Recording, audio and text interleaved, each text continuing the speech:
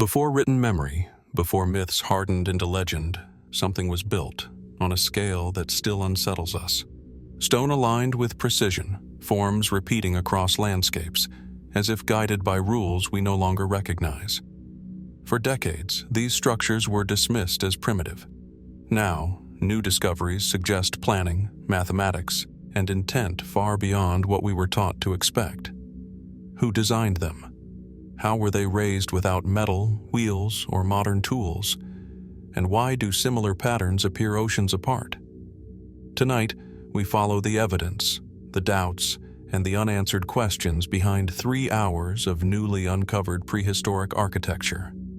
So sit back, breathe deep, and let's step into the mystery.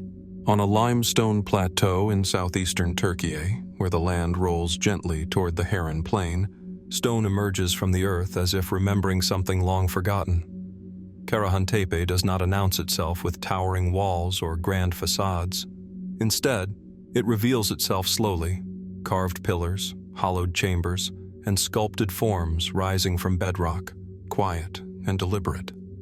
The site feels less like a settlement and more like a space set apart, shaped by intention rather than convenience.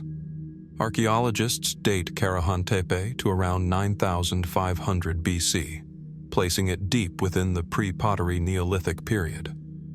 This was a time when humanity was only beginning to experiment with agriculture, long before pottery, metal tools, or written language. And yet, here are monumental stone structures, pillars carved in relief, circular enclosures, and a central chamber cut directly into living rock. The scale and coordination required challenge long-held assumptions about what societies of this era were capable of organizing. Mainstream interpretations suggest Karahantepe was a ritual or communal site, similar in age and style to nearby Göbekli-Tepe. The pillars, some standing upright, others embedded horizontally, are often decorated with animal figures. Snakes, foxes, birds, and abstract symbols whose meanings are still debated. These carvings are not crude. They are intentional, stylized, and repeated, hinting at a shared symbolic language across generations. One of the most striking features is a subterranean chamber containing a central stone figure, human-like, seated, with a prominent head and minimal facial detail. Around it, stone pillars seem to face inward, as though in assembly. Was this a place of gathering, a sanctuary, or something else entirely? The absence of domestic artifacts, hearths, trash pits, clear living spaces, raises questions about whether people lived here at all or only came for specific purposes. From a conventional archaeological perspective, Karahantepe fits into a broader pattern. Early hunter-gatherers transitioning into more complex social structures, using ritual as a way to bind communities together. Monumental construction in this view was not a product of agriculture, but a catalyst for it. Belief came first. Farming followed. Yet not all questions rest easily within that framework. How did small mobile groups coordinate labor on this scale? How were these stones quarried, transported, and carved with such consistency? And why invest so much effort into places that offer no obvious survival advantage? More speculative theories emerge at the edges of these questions. Some researchers wonder whether sites like Karahantepe represent knowledge inherited from an earlier, poorly understood culture, one erased by climate shifts at the end of the last ice age. Others suggest these spaces were designed around altered states of consciousness, using architecture, darkness, and symbolism to structure ritual experiences we can no longer fully imagine. Still others note the recurring animal motifs and ask whether these carvings encode myths, cosmologies, or even astronomical observations lost to time. There is no need to accept any single explanation to feel the weight of the mystery. Karahantepe does not demand belief. It invites attention. Each excavation season uncovers new pillars, new reliefs, new spatial relationships that complicate what we thought we understood. Rather than closing the case, Each discovery opens another line of inquiry. Standing among these stones, one senses that Karahantepe was not built to impress outsiders, but to serve an inner world of meaning, one shared by people whose voices are gone but whose intentions remain etched in stone. What compelled them to shape this place so carefully, so early in human history? And what else, still buried beneath the plateau, might yet change the story we tell about our distant past? Seamlessly leaving the sun-baked plateaus of southeastern Turkey behind, our journey moves westward, into the shadowed depths of southern France, where another ancient enigma waits, hidden from the casual eye. Bruniquel Cave does not announce itself with sweeping vistas or monumental pillars. Its entrance is narrow, almost unremarkable, tucked into the limestone hills, like a secret kept for tens of thousands of years. Yet inside, the darkness gives way to something entirely unexpected. Precise circles of broken stalagmites, arranged with a care that defies easy explanation. The cave's inner chambers are cool and silent, punctuated only by the echoes of dripping water. Here, nearly 60,000 years ago, humans, Neanderthals, according to modern research, were not merely passing through. They were constructing. Two massive circular arrangements, composed of more than 400 stalagmite pieces, lie in deliberate patterns, some spanning over 6 meters in diameter. Stones are stacked, cut, and carefully placed, often with traces of fire, burnt remnants hinting at controlled use of flames deep underground. Walking through these circles, one feels the intent behind each stone, the precise positioning, the symmetry, the clear spatial relationships. This was no casual gathering. It was a construction that required planning, coordination, and vision. Radiocarbon dating places this activity at roughly 176,500 years ago, during the Middle Paleolithic, a time when Neanderthals were thought to live largely nomadic lives, focused on survival, hunting, and shelter. Yet here is evidence suggesting a level of abstract thinking and social cooperation that challenges traditional assumptions. How did these groups conceptualize the layout of the circles? What tools or techniques allowed them to manipulate such heavy stalagmites in the complete darkness of the cave? And why invest so much effort far from sunlight, fresh air, or daily sustenance? Mainstream interpretations propose that these stone circles may have held ritualistic or symbolic significance. Perhaps they were ceremonial spaces, a kind of sacred architecture marking important events or a setting for social cohesion among small groups. The traces of fire suggest that light, smoke, and shadow played a role in these activities, creating an atmosphere intentionally designed to alter perception, or perhaps to communicate ideas inaccessible in the outside world. Some researchers even suggest that these constructions could have been markers of identity or social memory, ways for Neanderthal communities to encode knowledge and ritual practices long before written records existed. Yet, as is often the case with sites this ancient, certainty remains elusive. The sheer precision and durability of the arrangements raise questions. Did these circles emerge purely from human instinct and trial and error, or do they reflect a cognitive sophistication often denied to Neanderthals in older narratives? Could there be purposes we cannot yet conceive, practical, symbolic, or even astronomical? Some scholars speculate that the fire traces may have been used to signal, illuminate patterns in the cave, or even test acoustics, creating an interplay between space, sound, and light that remains invisible to modern eyes. Others suggest that the act of shaping the cave itself, of altering the natural stalagmites, may have been a form of communication with forces beyond human comprehension, a gesture that blends the practical with the metaphysical. What strikes most visitors is not merely the age of the circles, but their silent sophistication. The patterns are geometric, deliberate, and spatially coherent, with stones arranged to create concentric rings and radial symmetry. Some pieces are deliberately broken to specific lengths, while others show signs of careful placement to maintain balance and proportion. It is as if these Neanderthals were thinking in terms of architecture, engineering, and aesthetics simultaneously, a combination we rarely credit to hominins of this era. In this sense, Bruniquel Cave blurs the line between survival and artistry, between instinct and intention. The cave's isolation amplifies the mystery. Entering its chambers requires navigating narrow passages, often crawling through low ceilings and rocky corridors. Yet the builders undertook these efforts voluntarily, far from the necessities of daily life in total darkness, risking injury to move massive stones. What drove them? Was it social obligation, spiritual belief, or a desire to transform the environment into something meaningful beyond immediate survival?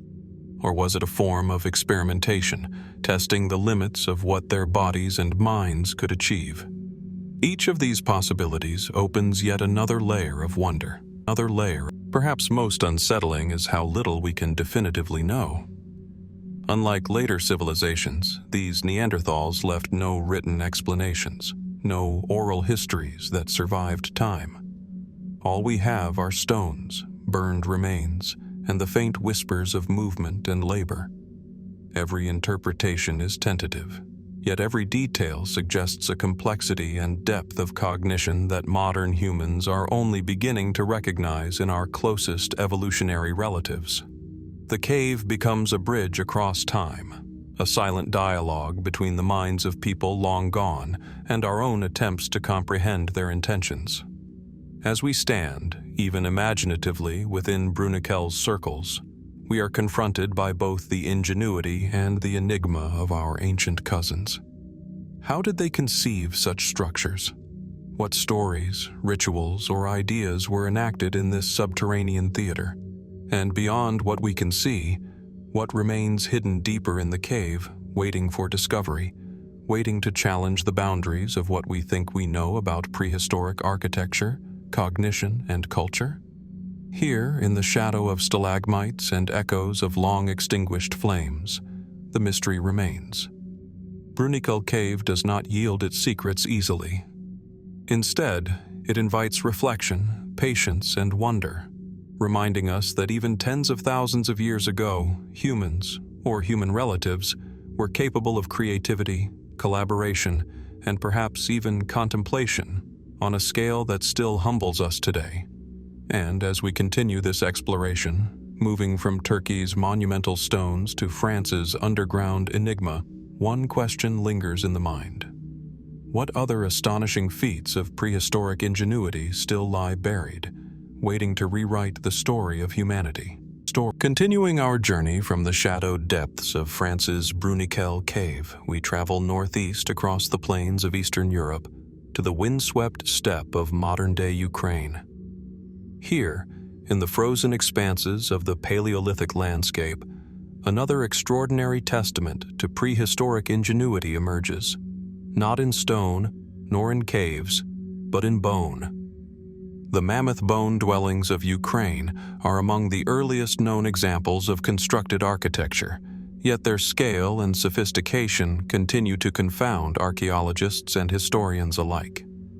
These structures, discovered primarily in the areas surrounding Mezhyrich and Dobranichevka, were built roughly 16,000 to 10,000 BC during the Upper Paleolithic period, at the height of the last ice age.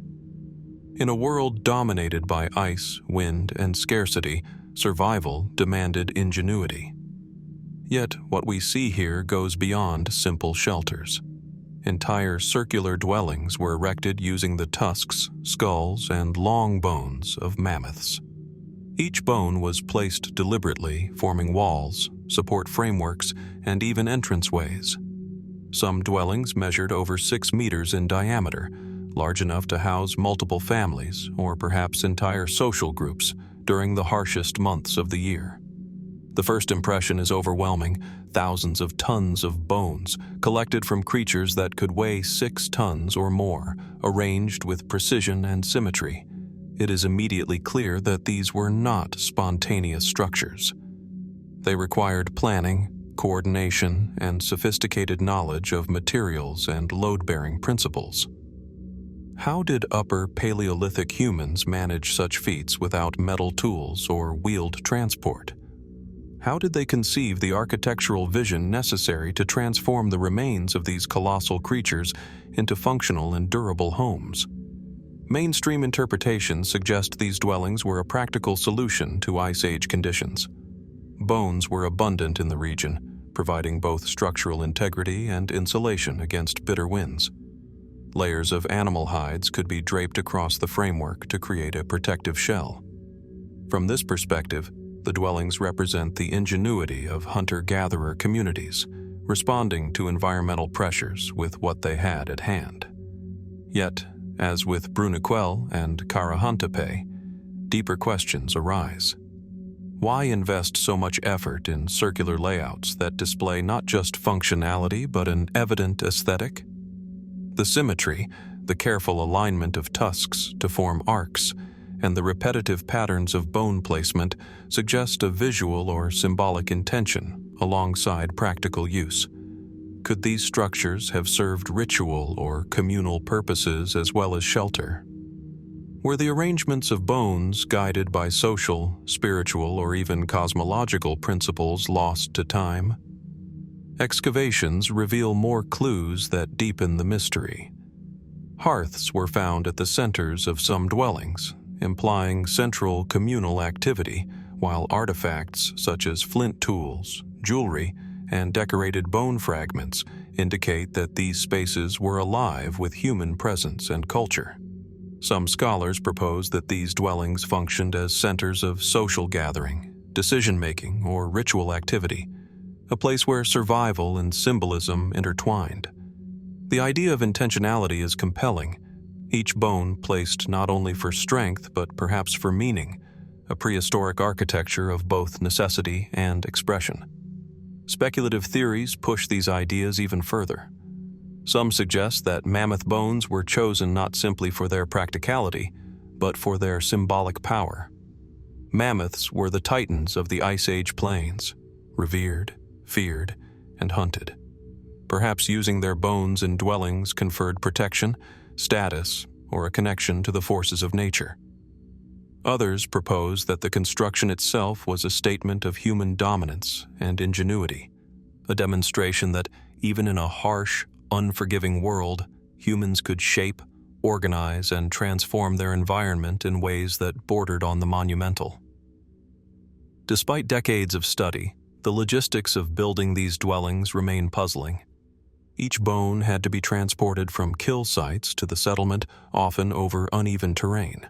Some tusks were enormous, curving meters long, requiring coordinated lifting and positioning. How did these communities manage such labor-intensive construction?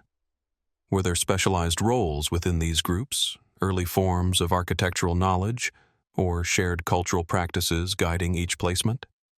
And what drove the repetition of circular forms, a shape that recurs across Ice Age settlements from Ukraine to Siberia? What makes the Mammoth-Bone dwellings particularly compelling is how they challenge our assumptions about prehistoric life. Upper Paleolithic humans are often imagined as nomadic, focused purely on survival. Yet here, in the midst of the Ice Age, we find planning, artistry, and collaboration on a scale that seems almost modern in conception. These structures invite us to reconsider the cognitive and cultural capacities of our ancestors, their ability to envision spaces, to manipulate materials, and to create enduring shelters that communicated both practicality and identity. Walking through the reconstructed dwellings today, one cannot help but feel a profound connection across millennia. The echoes of hammering, carving, and arrangement seem almost audible in the windswept steppe. The dwellings themselves are mute yet eloquent, speaking to the human desire to shape the world, to impose order, and to leave traces of presence and purpose. And yet, for all we know, we have only glimpsed a fraction of what these communities achieved. What remains hidden beneath the soil? Are there larger complexes still buried, waiting to reveal more about the lives, beliefs, and ingenuity of these Ice Age builders? And how many other forms of prehistoric architecture exist beyond our current awareness? Structures that might challenge every assumption about the capabilities of early humans. The Mammoth-Bone dwellings stand as both evidence and enigma, a remarkable achievement frozen in time, whispering of ingenuity, ritual, and the mysteries of a world almost forgotten. As we leave the frozen plains of Ukraine, we carry with us the sense that prehistoric architecture was not merely about survival. It was a profound expression of human creativity and adaptability. From the monumental stones of Türkiye, to the subterranean circles of France, to the Mammoth-Bone homes of Eastern Europe, a pattern emerges. Humans, and perhaps our closest relatives, have been shaping their environment in ways that still defy our full understanding. What other marvels remain buried, waiting for discovery, to expand the story of human history beyond what we have ever imagined? Flowing onward from the windswept plains of Ukraine and the ingenuity of Mammoth-Bone dwellings, our journey now turns west again to the rugged coastline of Brittany, France. Here, where the Atlantic winds carve jagged cliffs and the tides reclaim the land with relentless persistence, an extraordinary enigma rests beneath the waves. A prehistoric stone wall, submerged yet remarkably preserved, challenging everything we thought we knew about early human construction along the European coast. The first impression is subtle. An irregular line of massive stones, partially buried in sand, stretching beneath shallow water for hundreds of meters. The wall does not dominate the landscape. It waits quietly, hidden beneath the shifting tides, only visible during the lowest points of ebb, and even then, revealing just a fraction of its full extent. Divers who have explored these formations describe the sensation of encountering something both familiar and alien. The stones are deliberately placed, with edges aligned and corners joined in ways that defy random deposition by currents or natural collapse. Each boulder seems to speak of intention, of hands guiding weight and form with purpose. Archaeologists estimate that the submerged wall dates to roughly 7,000 to 5,000 BC, placing it in the late Mesolithic to early Neolithic period. At that time, the coastline of Brittany extended far beyond its modern limits, and the Atlantic Ocean was several meters lower. Human settlements thrived on what are now submerged terraces, exploiting rich marine resources, fertile soil, and sheltered inlets. From this perspective, the wall could represent defensive construction, a boundary marker, or even a platform for communal activity. Yet, the scale and precision of the structure suggest that practicality alone may not account for its creation. Mainstream theories propose that the wall functioned to manage tidal waters or protect settlements from seasonal flooding, a kind of coastal engineering. The alignment of stones, some weighing several tons, would have required careful planning and considerable labor. Early communities likely organized teams to transport, lift, and position the boulders, coordinating effort across days, weeks, or even months. These were not casual arrangements, nor temporary fixes. This was architecture intended to endure, built to shape and interact with the environment over generations. Yet even as conventional explanations hold weight, the submerged wall continues to provoke questions. Why choose a location so vulnerable to rising waters? How did early builders envision the structure's interaction with tides and waves? Could there have been symbolic or ritual considerations, in addition to practical ones, embedded in its layout? Some researchers have pointed to the wall's orientation relative to nearby landforms and the sun, suggesting possible astronomical alignments. Others note irregularities that might indicate multiple phases of construction, hints that the wall was adapted and modified over centuries, evolving with human needs and environmental changes. Speculative interpretations extend further. Some propose that the wall may have marked sacred spaces, defining areas of communal gatherings, rituals, or rites of passage. The deliberate placement of particularly large stones could signify locations of importance, perhaps even early forms of monumentality in a landscape largely erased by rising seas. Could these stones have been chosen for their material properties, sound resonance when struck, or visual prominence at low tide? Was the act of building itself imbued with meaning beyond utility, a demonstration of human presence and mastery over the natural world? Exploration of the site is difficult, limited by tides, visibility, and strong currents. Divers and underwater archaeologists report a sense of disorientation as the wall seems to disappear and reappear beneath shifting sands and drifting sediments. This dynamic environment makes study painstaking and incomplete, yet each survey reveals further complexity, stone alignments, interlocking forms, and subtle variations that suggest deliberate design rather than haphazard placement. The sheer effort required to construct even a fraction of the wall underlines the organizational sophistication of its builders, hinting at social structures capable of coordinating large-scale projects long before written records existed. The submerged wall also prompts reflection on the fragility of human achievement against the forces of nature. Rising seas and shifting coastlines have claimed much of the prehistoric landscape, leaving fragments to hint at what once was. Each stone recovered, each measured alignment, is a testament not only to human ingenuity, but also to the vulnerability of memory and material culture. We can glimpse intent, but the full vision, the social, practical, or symbolic purposes that motivated construction, remains partially obscured beneath layers of sand and salt water.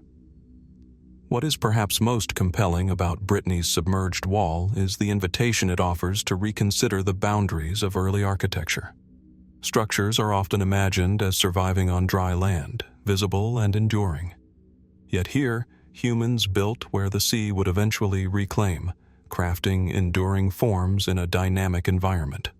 The wall challenges assumptions about how prehistoric communities understood, manipulated, and adapted to their surroundings. Was the choice of location accidental, or part of a broader vision that integrated land, water, and sky? As we survey this underwater enigma, it becomes clear that we are only scratching the surface of a deeper story. How much of human history, creativity, and adaptation remains hidden beneath the waves? What other coastal structures lie submerged, waiting for rediscovery to reveal techniques, intentions, or even symbolic meanings lost to millennia of tides and sediment?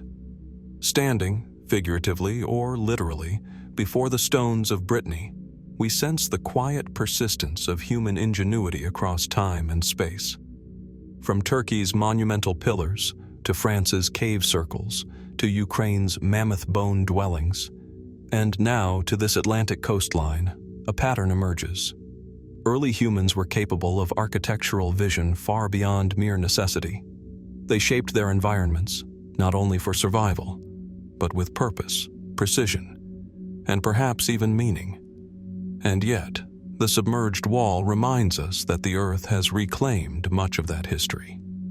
What remains unseen beneath the waves may yet challenge, enrich, and expand our understanding of prehistoric life in ways we can barely imagine. Emerging from the windswept coastlines of Brittany, where the Atlantic slowly reclaims the works of prehistoric hands, our journey now carries us across continents and oceans to the lush, mist-shrouded cloud forests of northern Peru. Here, high atop steep cliffs and deep within the dense foliage of the Andes, lies an architectural marvel that seems almost suspended between earth and sky, the stone cities of the Chachapoya. Unlike the monumental constructions of Europe, these settlements are hidden in plain sight, woven into the mountainside with a subtlety that belies their scale and sophistication. The first glimpse of a Chachapoya site is often breathtaking. Terraces cling to cliffs at impossible angles, stone walls curve gracefully along the contours of the mountains, and circular buildings rise like sentinels amidst clouds and forest. Narrow pathways wind between structures, their surfaces worn by centuries of rain and wind, yet the masonry remains remarkably intact. Stones are finely cut and fitted without mortar, creating walls that have withstood earthquakes, landslides, and the relentless growth of vegetation for centuries. Walking through these settlements, one senses a dialogue between human ingenuity and the natural world, a harmony carefully engineered to survive in an unforgiving environment. Archaeologists date the Chachapoya culture to roughly 900 to 1470 AD, though the origins of some stone construction techniques may stretch further back. These were mountain dwellers, often called the warriors of the clouds, skilled in both defense and adaptation to the challenging topography of the Andes. The circular stone structures, sometimes referred to as cholpas, were likely tombs or ceremonial buildings, yet their arrangement across terraces, citadels, and cliffside fortresses suggests a level of urban planning rarely attributed to cultures in such remote terrain. Some settlements, like Quelap, contain thousands of structures spanning multiple levels, connected by narrow corridors and stairways carved directly into rock. The scale is staggering, as if the Chachapoya intended not only to inhabit the mountains, but to transform them into monumental works of human ingenuity. Mainstream interpretations suggest these sites served both practical and symbolic purposes: defense against rival groups, adaptation to steep and unstable terrain, and spaces for ritual and social cohesion. The circular buildings may have functioned as family homes, granaries, or burial towers, while the terraces provided agricultural capacity for crops like maize, potatoes, and quinoa. Yet, despite centuries of study, many aspects of Chachapoya construction remain mysterious.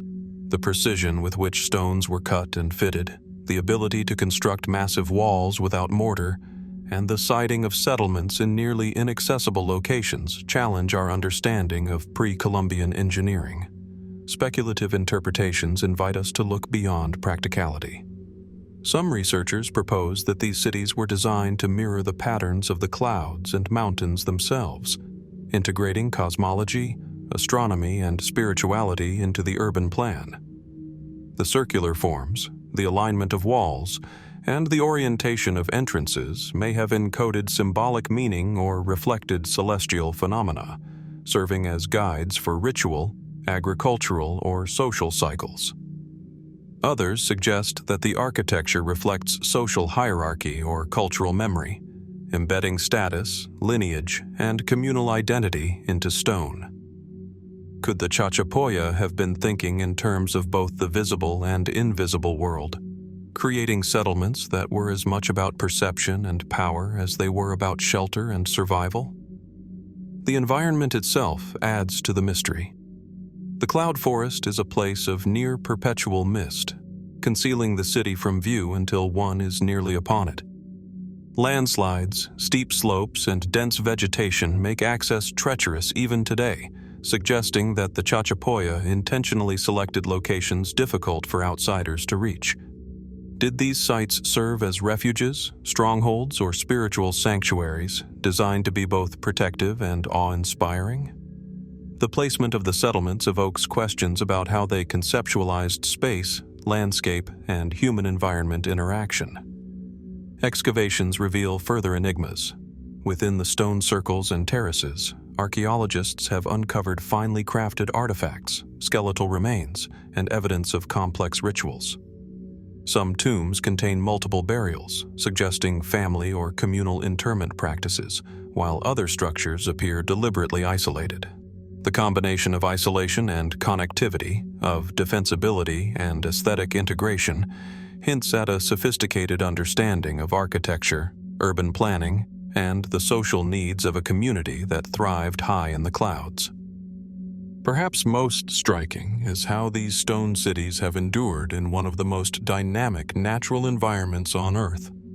Earthquakes, torrential rains, and centuries of forest growth have tested the limits of construction, yet the walls remain, terracing intact, stairways functional, and circular buildings standing proud. The Chachapoya were not only builders, they were environmental engineers, balancing gravity, water, and stone in ways that continue to inspire awe and speculation. And yet, for all we know, much remains hidden. Dense fog obscures many sections of the city even today, while landslides and vegetation cover could conceal additional structures, roads, or ritual spaces. Could the true extent of Chachapoya settlements far surpass what has been documented?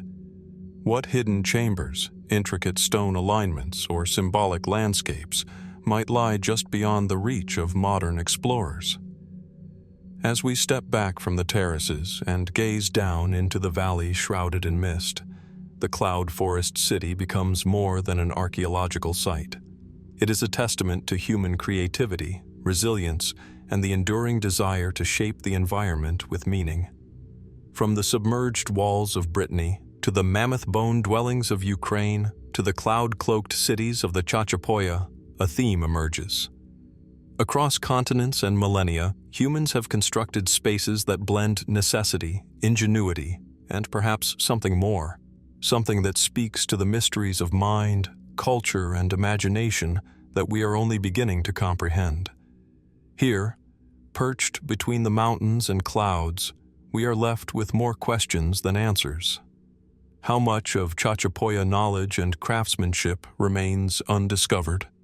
Were these cities merely practical, or did they embody a worldview, a symbolic architecture designed to interact with forces beyond the visible? And what other marvels might remain hidden in the mist, waiting for those patient enough to seek them? Flowing from the soaring terraces of the Chachapoya cloud forest, where stone cities cling to cliffs and mist swirls through centuries-old architecture, our journey now shifts north, across the Atlantic, to the windswept moors and peatlands of Scotland. Here, amid rolling hills and scattered stone circles, archaeologists have uncovered evidence of Neolithic timber megastructures, massive constructions of wood that, until recently, seemed almost inconceivable for communities thought to have lived primarily in small, simple settlements. The first encounter with these sites is striking, if subtle. At ground level, the remains are often unassuming. Charred post holes, elongated pits, or alignments of stones marking where timbers once stood. But when reconstructed in the mind's eye, these arrangements reveal monumental spaces. Longhouses, enclosures, and ceremonial structures spanning tens of meters, framed entirely by massive wooden beams. Some posts were clearly felled from mature trees, requiring coordinated effort and ingenuity to transport, raise, and stabilize.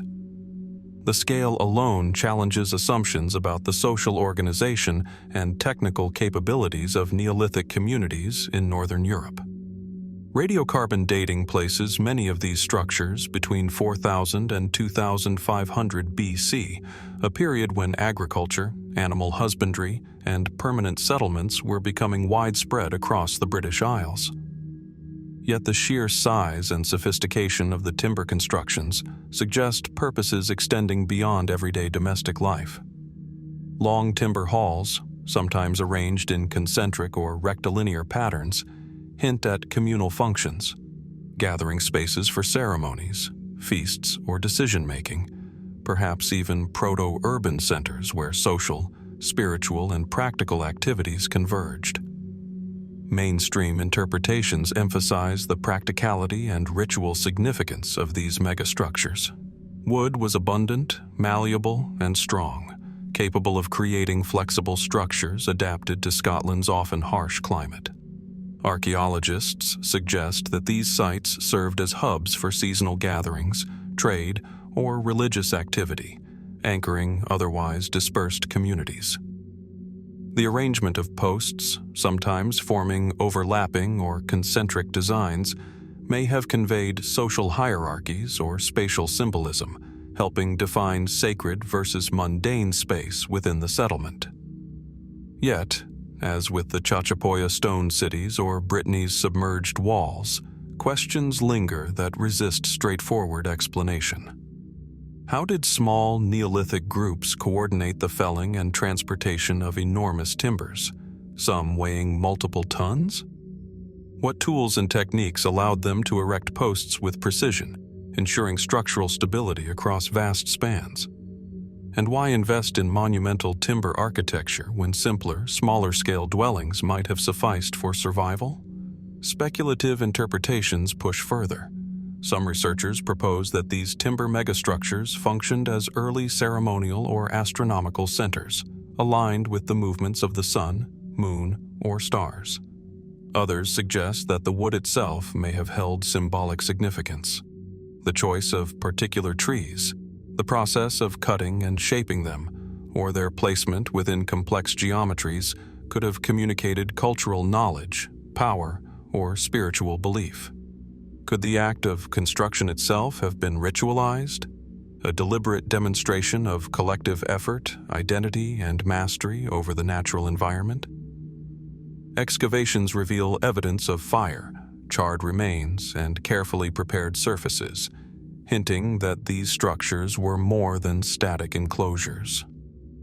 Feasting, ritual burning, or ceremonial gatherings may have punctuated the life of each timber monument, creating layers of meaning and memory embedded in the landscape. In some cases, post holes suggest multiple construction phases, as if communities returned over generations to repair, expand, or realign their structures according to evolving needs or beliefs. This iterative approach hints at long-term planning, architectural foresight, and continuity of tradition that seems remarkably sophisticated for the period. The environmental context adds to the mystery. Scotland's peatlands, prone to waterlogging, preserve organic material exceptionally well, yet the very landscapes that enabled preservation also conceal and distort it. Timber decomposes over millennia, leaving only traces, post holes, impressions, or charcoal fragments, forcing archaeologists to reconstruct vast architectural visions from fragments. Could there be entire complexes of timber megastructures yet undiscovered beneath moss, peat, and soil? And if so, what insights into Neolithic life, spirituality, or societal organization might they yield? What makes these Scottish megastructures particularly compelling is the combination of scale, labor, and intention. They were not accidental. Each timber was selected, positioned, and possibly ritually prepared. They demanded knowledge of material properties, geometry, and collaborative effort that speaks to a cultural sophistication often underestimated in the Neolithic. These were spaces that shaped human interaction, focused communal energy, and reflected collective values, an architecture of purpose and vision as much as of function. As we mentally reconstruct these vanished halls and enclosures, we are confronted with a broader perspective on human ingenuity. From the cloud forests of Peru to the submerged walls of Brittany, from Mammoth-Bone dwellings in Ukraine to Neolithic timber structures in Scotland, a pattern emerges. Humans across continents and epochs have repeatedly engaged in monumental construction that blends survival, social complexity, and creative vision. The materials differ, stone, bone, wood, but the ambition, coordination, and intention resonate across time and geography. And yet, much remains hidden. How many of these timber complexes lie buried beneath peat, moss, or later settlements, waiting to reveal their stories? What other techniques, alignments, or cultural practices might they encode, lost to time yet preserved in subtle traces? As we gaze across the Scottish moors, imagining these great wooden halls rising from the earth, we are left with questions that challenge both our understanding of the past and our assumptions about the capabilities of prehistoric societies. The Neolithic timber megastructures of Scotland remind us that human creativity and collaboration have deep roots. They hint at societies capable of planning, executing, and maintaining monumental architecture long before written records, leaving legacies that continue to provoke wonder. And as we continue this exploration, it becomes clear that for every discovery we uncover, countless more lie hidden, silent witnesses to human ambition, ingenuity, and the mysteries of a distant past we are only beginning to comprehend. Flowing from the windswept moors of Scotland, where Neolithic timber megastructures once rose in deliberate grandeur, our journey now drifts across the Irish Sea to the rolling hills and verdant pastures of Ireland. Here, scattered atop ridgelines and overlooking fertile valleys, are the enigmatic remnants of prehistoric Hillfort settlements, platforms raised upon earth and stone, commanding views that stretch for miles, yet revealing little about the lives that once animated them. At first glance, these sites appear deceptively simple: circular or oval terraces carved into hillsides, bounded by banks of earth or stone, often with traces of ditches or palisades. From above, the patterns are unmistakable, geometrically precise, suggesting intention and planning. Yet on the ground, the features seem almost natural, blending seamlessly with the contours of the landscape, as if the builders understood how to shape the earth without imposing upon it. Walking these terraces today, one feels a tension between familiarity and mystery. The land feels both lived in and deliberately orchestrated, a canvas shaped for purposes we may never fully know. Archaeological research places many of these Hillfort settlement platforms in the late Neolithic and early Bronze Age, roughly between 3000 and 1500 BC, though some features may predate this range.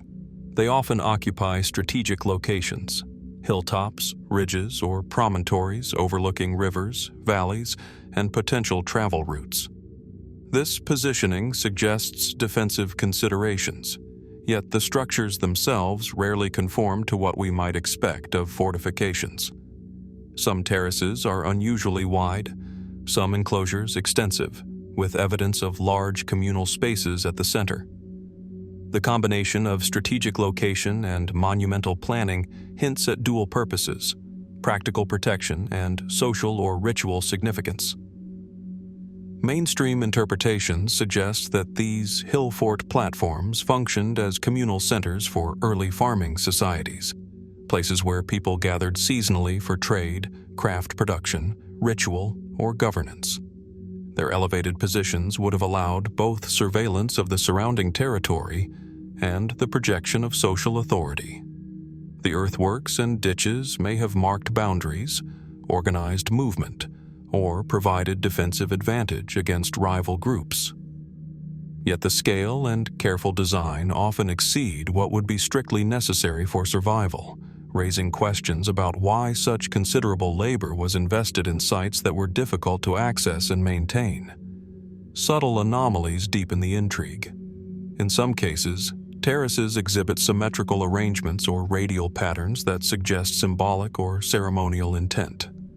Certain platforms align with distant landscape features, such as mountains, rivers, or even points on the horizon where the sun rises or sets during solstices. Could these orientations indicate early attempts at landscape-scale cosmology, a mapping of human activity onto the movements of celestial bodies? Or were they markers of memory, lineage, or spiritual observance, embedding knowledge into the very topography itself? Speculative theories extend further. Some researchers suggest that the construction of these terraces may have been designed to manipulate perception, creating a sense of order, hierarchy, or awe when approached from below. Others note the labor-intensive nature of the platforms, massive volumes of earth moved without metal tools, and wonder if the act of building itself was a form of social cohesion, a ritualized display of community effort and shared identity. In this sense, the terraces are not merely practical or symbolic. They may have been a medium through which prehistoric societies expressed power, belief, and collective memory. Excavations at some Hillfort platforms have revealed post holes, hearths, and traces of timber structures, suggesting that the terraces were occupied, at least seasonally, and that they supported more than just defensive or ritual functions.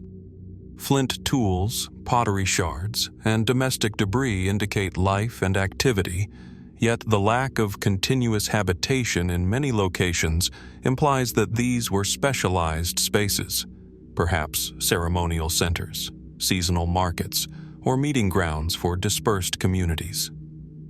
The combination of permanence in the landscape and intermittent human presence underscores the complexity of prehistoric life, blending everyday survival with extraordinary effort to create enduring structures. Environmental context adds another layer of fascination. Ireland's glacially carved hills and valleys offered both opportunity and challenge. Fertile soil in lowlands, defensible high ground, and landscapes shaped by rivers and peat bogs. The terraces were integrated into these features with remarkable subtlety, respecting natural contours while asserting human agency. Did the builders choose their sites for practical reasons alone, or did the land itself hold spiritual or symbolic significance? How did they balance utility, visibility, and meaning when shaping the earth on such a grand scale? What is most compelling about these prehistoric Hillfort platforms is their combination of labor, intention, and subtlety. Unlike the timber halls of Scotland or the cloud forest cities of Peru, which tower or cling to dramatic terrain, these earthworks assert influence through subtlety. Terraces carved into hills, strategic placement, and geometric precision that can only be fully appreciated from above. They speak not only to the organization and technical skill of their builders, but also to their capacity for abstract thought, planning, design, and perhaps even a sense of aesthetic or spiritual harmony with the land.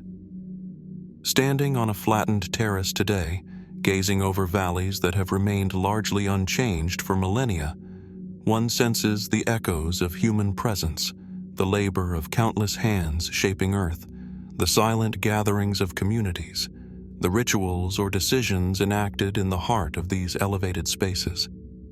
And yet, for all the research and excavation, much remains hidden. How many terraces lie unrecorded, covered by vegetation, soil, or modern development? What stories of social hierarchy, ritual practice, or astronomical knowledge remain encoded in these landscapes, waiting for discovery? The prehistoric Hillfort settlement platforms of Ireland remind us that human ingenuity has long been expressed in ways that blend practicality with vision. From the timber megastructures of Scotland to these earthen terraces, a theme emerges. Prehistoric societies repeatedly engaged in monumental construction, not only to survive, but to organize, communicate, and embed meaning in the landscape itself. And as we explore these hills, one question persists. What other traces of human ambition and creativity lie hidden in plain sight, quietly shaping our understanding of the distant past? Continuing our exploration from the rolling terraces of Ireland's prehistoric hillforts, where humans shaped the earth with precision and purpose, our journey now turns southward across the Mediterranean to the sun-drenched island of Crete. Here, amid olive groves and limestone ridges, archaeologists have uncovered the Papoura Hill circular structure, a prehistoric formation that, despite its modest size, holds an air of deliberate mystery, quietly defying conventional understanding of Neolithic construction on the island. At first glance, Papoura Hill seems unremarkable, a gentle rise overlooking fertile valleys, surrounded by scrubland and occasional rocky outcrops. Yet upon closer inspection, the summit reveals traces of a circular structure composed of carefully arranged stones forming concentric rings. The walls are low, partially eroded, but the pattern is unmistakable, suggesting intentional design rather than natural formation. The structure's geometry is precise, each stone seemingly placed to maintain the curvature and rhythm of the circle. Approaching it today, one can almost feel the hands that positioned each stone, the thought that guided the placement, and the purpose, now lost, that once gave the space life. Excavation and analysis suggest that the Papoura hill structure dates to the late Neolithic, roughly 5,000 to 3,200 BC, a period when Crete was undergoing dramatic transformations. Communities were becoming more sedentary, experimenting with agriculture, animal husbandry, and increasingly complex social organization. Yet, even in this context, the structure stands out. Unlike domestic settlements, which cluster for practicality, or fortified sites designed for defense, the Papoura Hill Circle seems deliberately isolated. Its location atop a hill offers visibility across the surrounding landscape, but the walls themselves are too low to provide meaningful protection. This raises intriguing questions. Was the purpose symbolic, ceremonial, or social? Was the circle a gathering place, a marker, or a stage for events that remain beyond our understanding? Mainstream interpretations suggest a ritual or communal function. The concentric arrangement of stones could have organized gatherings, demarcated sacred space, or structured activities according to social or seasonal cycles. Some archaeologists have proposed that the circular form reflects early cosmological thinking, perhaps tracking celestial events like solstices or equinoxes. The isolation of the site, combined with its careful construction, implies significance beyond mere utility, hinting at a human desire to impose order, meaning, or visibility onto the landscape. Yet, as with many prehistoric constructions, Papoura Hill holds deeper mysteries. Why this specific hill? Why such precise circularity, achieved without mortar, metal tools, or standardized measurement systems? How did the builders coordinate labor, select and shape stones, and ensure the enduring symmetry of the structure? And why does it echo, in form if not scale, other circular constructions found across Europe and the Mediterranean, from stone circles in Ireland to timber enclosures in Scotland? Could there have been shared knowledge, inspiration, or ritual practice spanning great distances, connecting communities separated by geography and culture? Some speculative interpretations explore the possibility that Papoura Hill's circle had functions that we struggle to conceive today. Was it a site for astronomical observation, encoding early knowledge of the sun, moon, or stars into stone? Did the concentric rings symbolize social hierarchy, a sacred journey, or a cosmological map? Or might it have been a deliberately liminal space, bridging human experience with forces, spiritual, environmental, or symbolic, that are now invisible to us? Each hypothesis points to a capacity for abstract thought, planning, and social coordination that challenges simplified notions of Neolithic life on Crete. Excavations have revealed traces of domestic activity, charred remains, pottery fragments, and small artifacts, but no evidence of permanent habitation. This suggests that the structure was not a dwelling, but rather a place of episodic significance. Fires may have been lit within the circle, ceremonies enacted, or social gatherings convened. The hill itself amplifies the experience. Even a modest fire at the summit would have been visible across surrounding valleys, projecting presence, power, or ritual into the landscape. This interplay of visibility, geometry, and ritual hints at an early awareness of architecture as communication, a way to shape perception and social interaction using stone and terrain. The environmental context adds another layer of fascination. Crete's terrain is rugged, with steep ridges and microclimates, yet communities mastered this landscape, exploiting fertile valleys while constructing spaces atop hills that were challenging to access. The choice of Papoura Hill implies intentionality. The builders selected not merely for utility, but for impact, prominence, or perhaps spiritual resonance. How did the surrounding landscape influence design decisions? Were the views themselves part of the structure's purpose, creating a dialogue between human construction and natural environment that persists across millennia? What is most compelling about Papoura Hill is its subtlety. Unlike monumental stone complexes or towering timber structures, the circular arrangement exerts influence through proportion, precision, and placement rather than sheer scale. It demonstrates a sophisticated understanding of form, space, and context, qualities that suggest the builders were thinking beyond immediate survival, engaging in planning, ritual, and expression in ways that continue to challenge our understanding of Neolithic societies.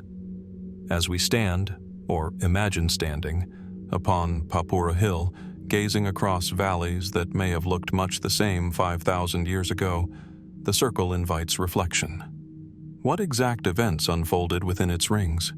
How many other circular structures remain undiscovered, hidden on hills or valleys, quietly encoding knowledge or ritual into the landscape? And how does Papoura Hill fit into the broader story of prehistoric architecture, from Ireland's Hillfort terraces to Scotland's timber halls and beyond? Papoura Hill's circular structure reminds us that even modest constructions can reveal profound insight into human ingenuity.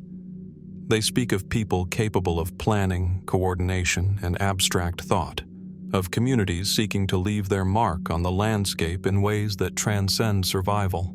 And yet, for all we can see, the full purpose remains elusive.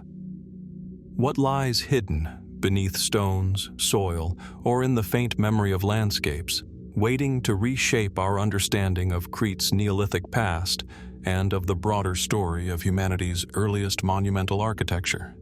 Carrying forward from the hilltop circles of Crete, where the Papoura Hill structure rises subtly above valleys carved by millennia of human and natural activity, our journey now plunges beneath the waves of the Mediterranean Sea, to a realm where ancient human ingenuity lies hidden beneath water, sand, and time. Here, along the sunlit seabeds and rocky coastlines, archaeologists have discovered traces of underwater prehistoric road systems, linear alignments of stones, worn paths, and submerged terraces that hint at organized movement, connectivity, and planning in ways we are only beginning to grasp. At first glance, these underwater formations seem unremarkable, easily mistaken for natural rock ridges or geological fractures. Yet divers and sonar mapping reveal something far more deliberate. Long, continuous paths stretching hundreds of meters, sometimes connecting now submerged hills, shallow banks, or former coastlines. The lines are too regular, too consistent to be random. Stones are aligned, surfaces flattened or reinforced, and in some areas, the paths appear to be deliberately anchored with upright blocks or markers. Even under centuries of sediment, currents, and marine growth, the intentionality of these constructions is unmistakable. Dating these systems has proven challenging, yet estimates suggest that many of the roads originate from the late Mesolithic to early Neolithic periods, roughly 7,000 to 4,000 BC, a time when rising sea levels were gradually reshaping the Mediterranean coastline. Communities that once thrived on dry land would have been compelled to adapt to shifting landscapes, and these paths may reflect an effort to maintain mobility, trade routes, or ritual pathways as the environment changed around them. In some locations, the roads link submerged terraces, habitation sites, or other architectural features, suggesting that the underwater networks were once part of a sophisticated system of human infrastructure. Mainstream interpretations propose that these pathways served practical purposes, guiding movement between settlements, facilitating the transport of goods and livestock, or enabling seasonal migration along predictable routes. The engineering involved is remarkable. To lay stones on a soft seabed or channel them across rising waters would have required careful observation, labor coordination, and environmental understanding. Even with simple tools, prehistoric communities would have needed advanced spatial awareness and planning to maintain alignment, gradient, and durability under changing conditions. Yet, as is often the case with submerged constructions, anomalies invite further speculation. Some underwater roads extend in directions that appear impractical for everyday travel, ending abruptly or veering toward underwater features that were likely dry land when first constructed. Could these paths have served ceremonial or symbolic purposes, marking sacred landscapes, ritual journeys, or astronomical alignments? Might they have acted as processional routes, connecting sites of cultural significance across a landscape that is now mostly lost to the sea? The precision and ambition of these constructions suggest intentions that blend functionality with meaning. Explorations using sonar imaging, underwater drones, and diver surveys have revealed additional complexities, intersecting paths forming nodes or junctions, stone placements that create subtle gradients, and patterns that may indicate organization or standardization. These features hint at social coordination on a scale difficult to reconcile with our understanding of early Mediterranean communities. How many individuals, or how many generations, would have been required to construct and maintain these networks? And what knowledge, passed orally or intuitively, allowed prehistoric engineers to anticipate both the challenges of rising seas and the structural demands of long-term use? Speculative theories take these questions even further. Some suggest that underwater road systems may encode symbolic maps of territory, memory, or belief, integrating the terrestrial and maritime landscapes into a single cultural framework. Others wonder whether submerged roads represent early forms of coastal or maritime engineering, anticipating patterns of trade, resource management, or even social hierarchy in ways that challenge conventional narratives. Could these paths have been designed not only for movement, but to communicate presence, ownership, or ritual observance to other communities? The answers remain elusive, hidden beneath layers of sediment and centuries of oceanic transformation. Environmental factors amplify the mystery. Rising seas, storm events, and tidal cycles would have continuously reshaped these routes, yet prehistoric builders seem to have anticipated and adapted to these challenges. In some locations, roads are reinforced or redirected around erosion-prone areas, suggesting a sophisticated understanding of hydrodynamics, landscape management, and long-term planning. The labor involved, moving stones, leveling surfaces, and maintaining alignments, implies complex social organization and shared knowledge, traits often underestimated in Mesolithic and Neolithic societies. What makes these underwater road systems particularly compelling is their combination of scale, endurance, and hidden complexity. Unlike stone circles, timber halls, or Hillfort terraces, these pathways were designed to exist at the interface of land and water, dynamic environments that demanded foresight and adaptation. They are silent witnesses to human mobility, ingenuity, and the determination to create order across shifting landscapes. And yet, for all the effort invested, much remains invisible. How many kilometers of these networks are still buried beneath sediment or hidden in deeper waters, waiting to be mapped? How much of human prehistory, knowledge, ritual, and infrastructure remains submerged, reshaping our understanding of early societies? Standing, or imagining standing, at the edge of the modern Mediterranean, gazing down into clear or turbid waters, one is struck by the persistence of human ambition. From the Papoura Hill circular structure to Ireland's Hillfort platforms, from Scottish timber megastructures to submerged coastal walls of Brittany, a pattern emerges. Early humans repeatedly created architecture and infrastructure that blended utility, planning, and symbolic expression.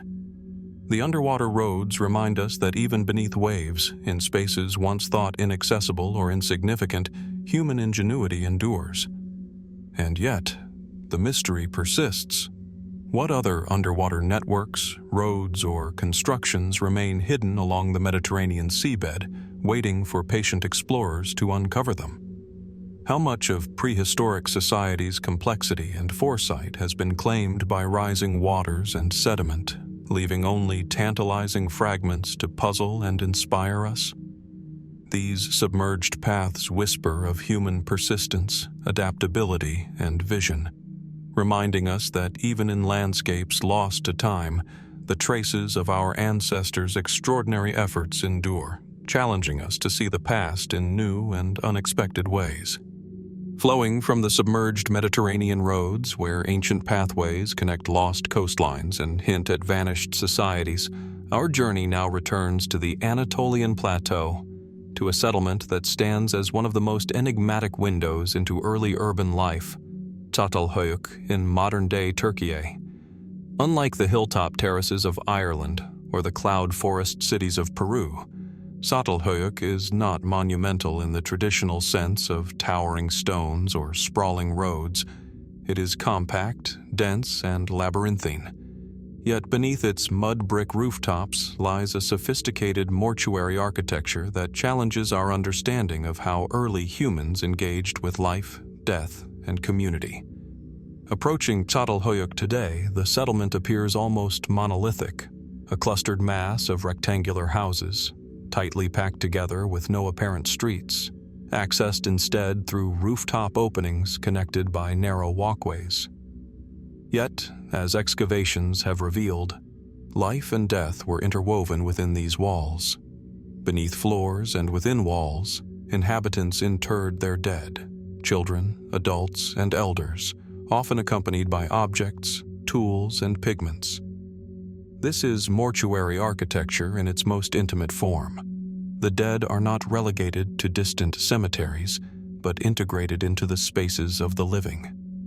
Walking among the remnants of these homes, one senses a deliberate blurring of boundaries, a design that binds community, ancestry, and habitation into a single architectural and social experience. Çatalhöyük thrived roughly between 7,500 and 5,700 BC during the early Neolithic period, when agriculture, domestication of animals, and permanent settlements were transforming human society. The scale of interment practices is remarkable. Some houses contain multiple generations of burials, with bones rearranged, painted, or placed in symbolic patterns.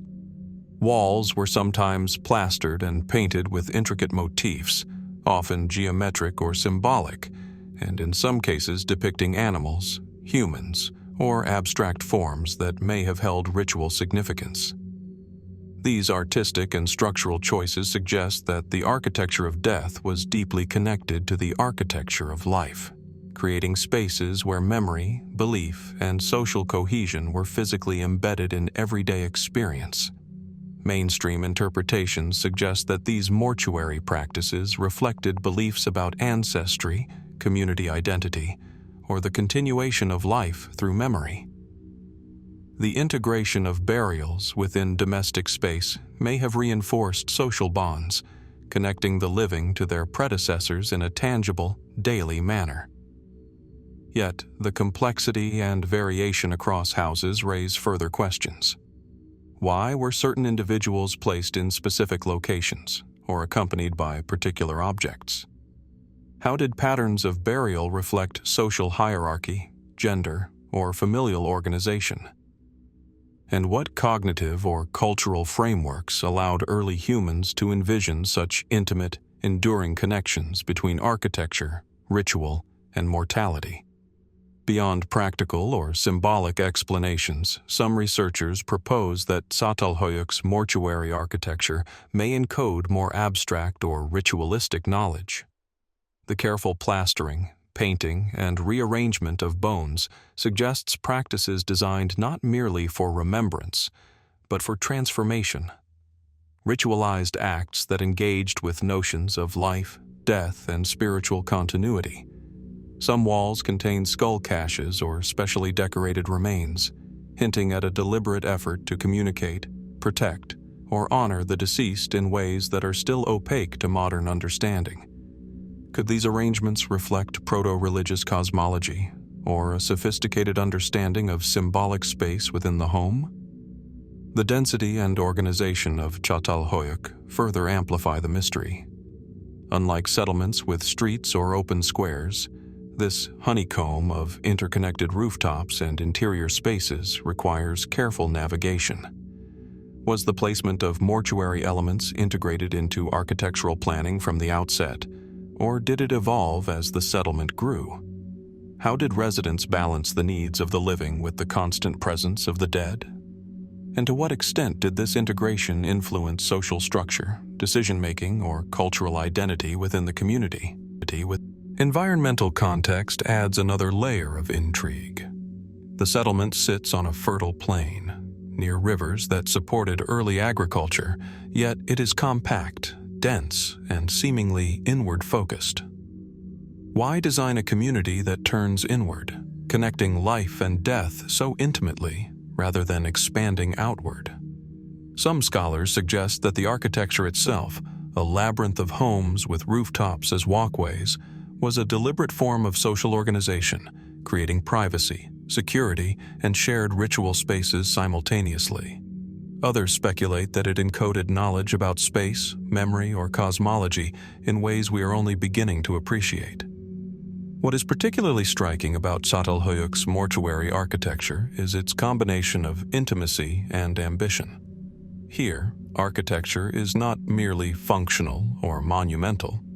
It is relational, embedding social, spiritual, and symbolic dimensions within everyday structures.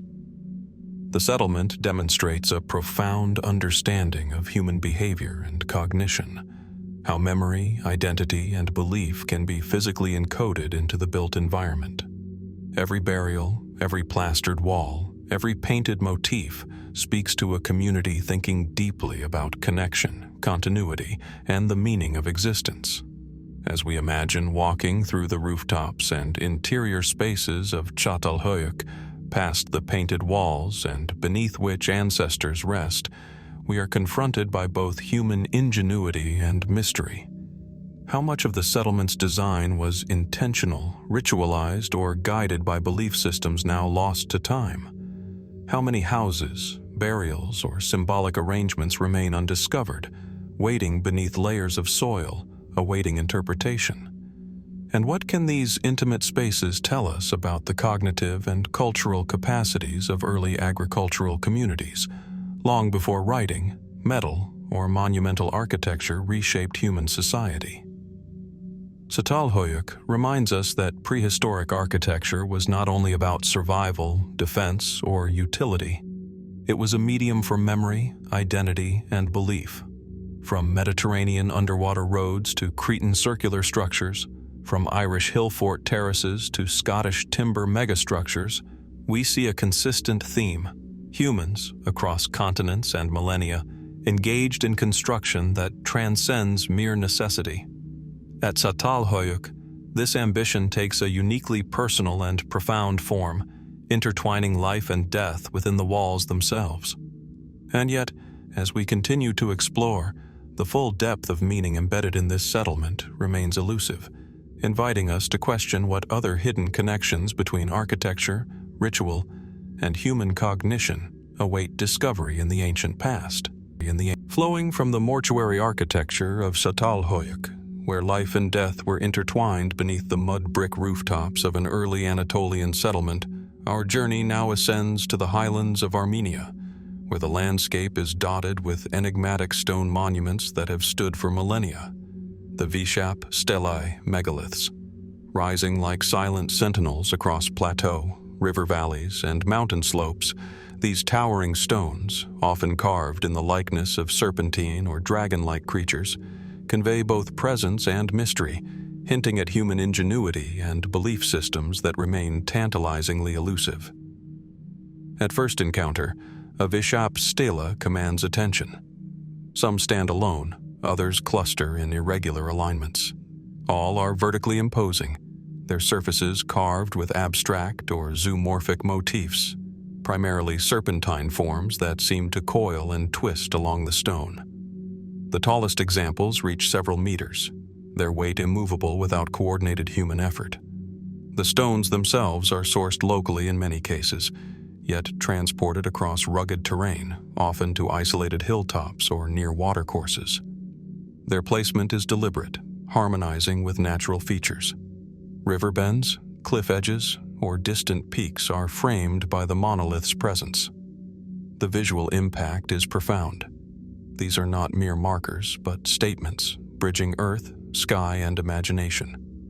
Scholars date many Vishap stelae to the Late Bronze Age and Early Iron Age, roughly between 1500 and 700 BC, though some examples may predate or postdate this range. The cultures that erected them were pastoral and agrarian, living in mountain valleys and highland plains, yet the ambition behind the construction of these megaliths suggests a society capable of sophisticated coordination and planning.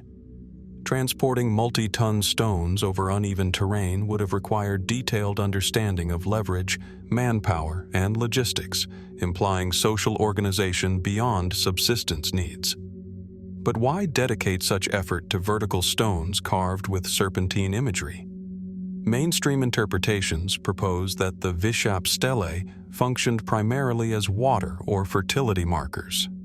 Many are located near rivers, springs, or irrigation channels, suggesting a symbolic association with life-giving water. The serpentine forms may represent dragons or water deities, embodiments of natural forces critical to agriculture and pastoral life. In this sense, the stones may have served both ritual and practical purposes, marking sacred or vital water sources, invoking protection or abundance, and reinforcing communal knowledge of the landscape. Yet, even when understood in this functional context, the scale and precision of the monuments remain striking, hinting at layers of meaning that are only partially visible to modern interpretation. Yet, anomalies abound, deepening the mystery. Some stelae are isolated in locations that are neither near rivers nor settlement sites. Others appear aligned with distant mountains or even celestial markers, raising questions about potential astronomical or cosmological significance. Could the placement of these stones have encoded knowledge of solstices, seasonal shifts, or celestial cycles? Were these monuments meant to be read as a map, a calendar, or a symbolic landscape connecting communities across valleys and highlands? And what cultural, spiritual, or practical logic drove the choice of serpentine imagery, repeated over centuries yet varying in style and form? Speculative interpretations explore possibilities beyond the mainstream. Some researchers suggest that the Vishap stelae were not merely markers or symbols of water and fertility, but also acted as territorial indicators or sacred guardians. Their presence atop hills and plateaus may have signaled clan boundaries, controlled access to critical resources, or served as ceremonial focal points for gatherings and rituals. Others propose that the serpentine forms encode abstract or cosmological concepts, representations of power, cycles of life and death, or symbolic connections between the human, natural, and divine worlds. Could these stones have been intended as both practical guides and metaphysical objects, blending utility with profound spiritual significance? The construction techniques themselves invite awe. Many Vishap stelae feature precise carving, deep incisions, and carefully proportioned forms, all achieved without metal chisels in some of the earliest examples. How did artisans visualize and execute such large-scale designs on megaliths weighing several tons? Did teams of workers use earthen ramps, rollers, or coordinated lifting methods still unknown to us? The technical skill implies not only practical knowledge, but also an aesthetic and symbolic vision, a deliberate intention to leave a lasting imprint upon the landscape. Environmental context further enriches the mystery. The Armenian highlands are harsh, winters are long, summers can be scorching, and the terrain is rugged. The placement of these monuments demonstrates an intimate understanding of the land, the flow of water, and lines of sight across valleys and mountains. Some stelae are positioned where the sunrise or sunset illuminates specific carvings at particular times of the year, hinting at the integration of observation, ritual, and environmental awareness. Could these placements reflect a desire to harmonize human activity with celestial rhythms and terrestrial features, a prehistoric expression of cosmology written in stone? What is perhaps most compelling about the Vishap Stelae is their dual nature, simultaneously functional, symbolic, and mysterious.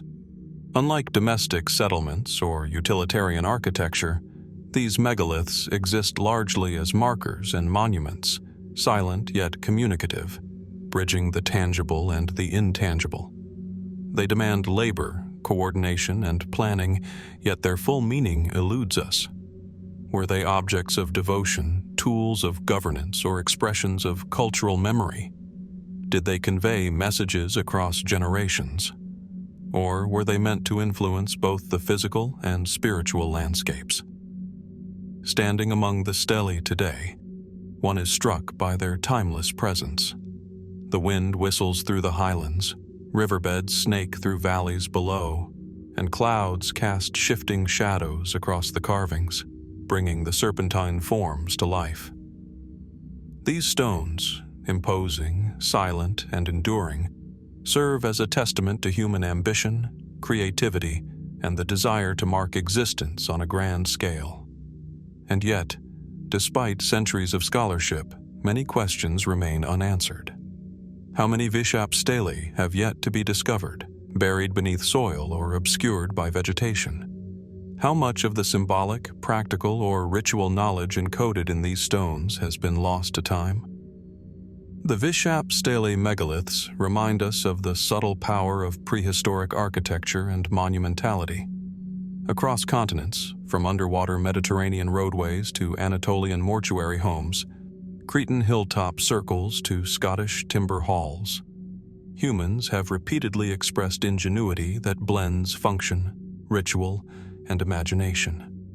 In the Armenian Highlands, these towering serpentine stones endure as both markers of presence and carriers of mystery, hinting at the capacity of early societies to shape the world in ways that transcend survival.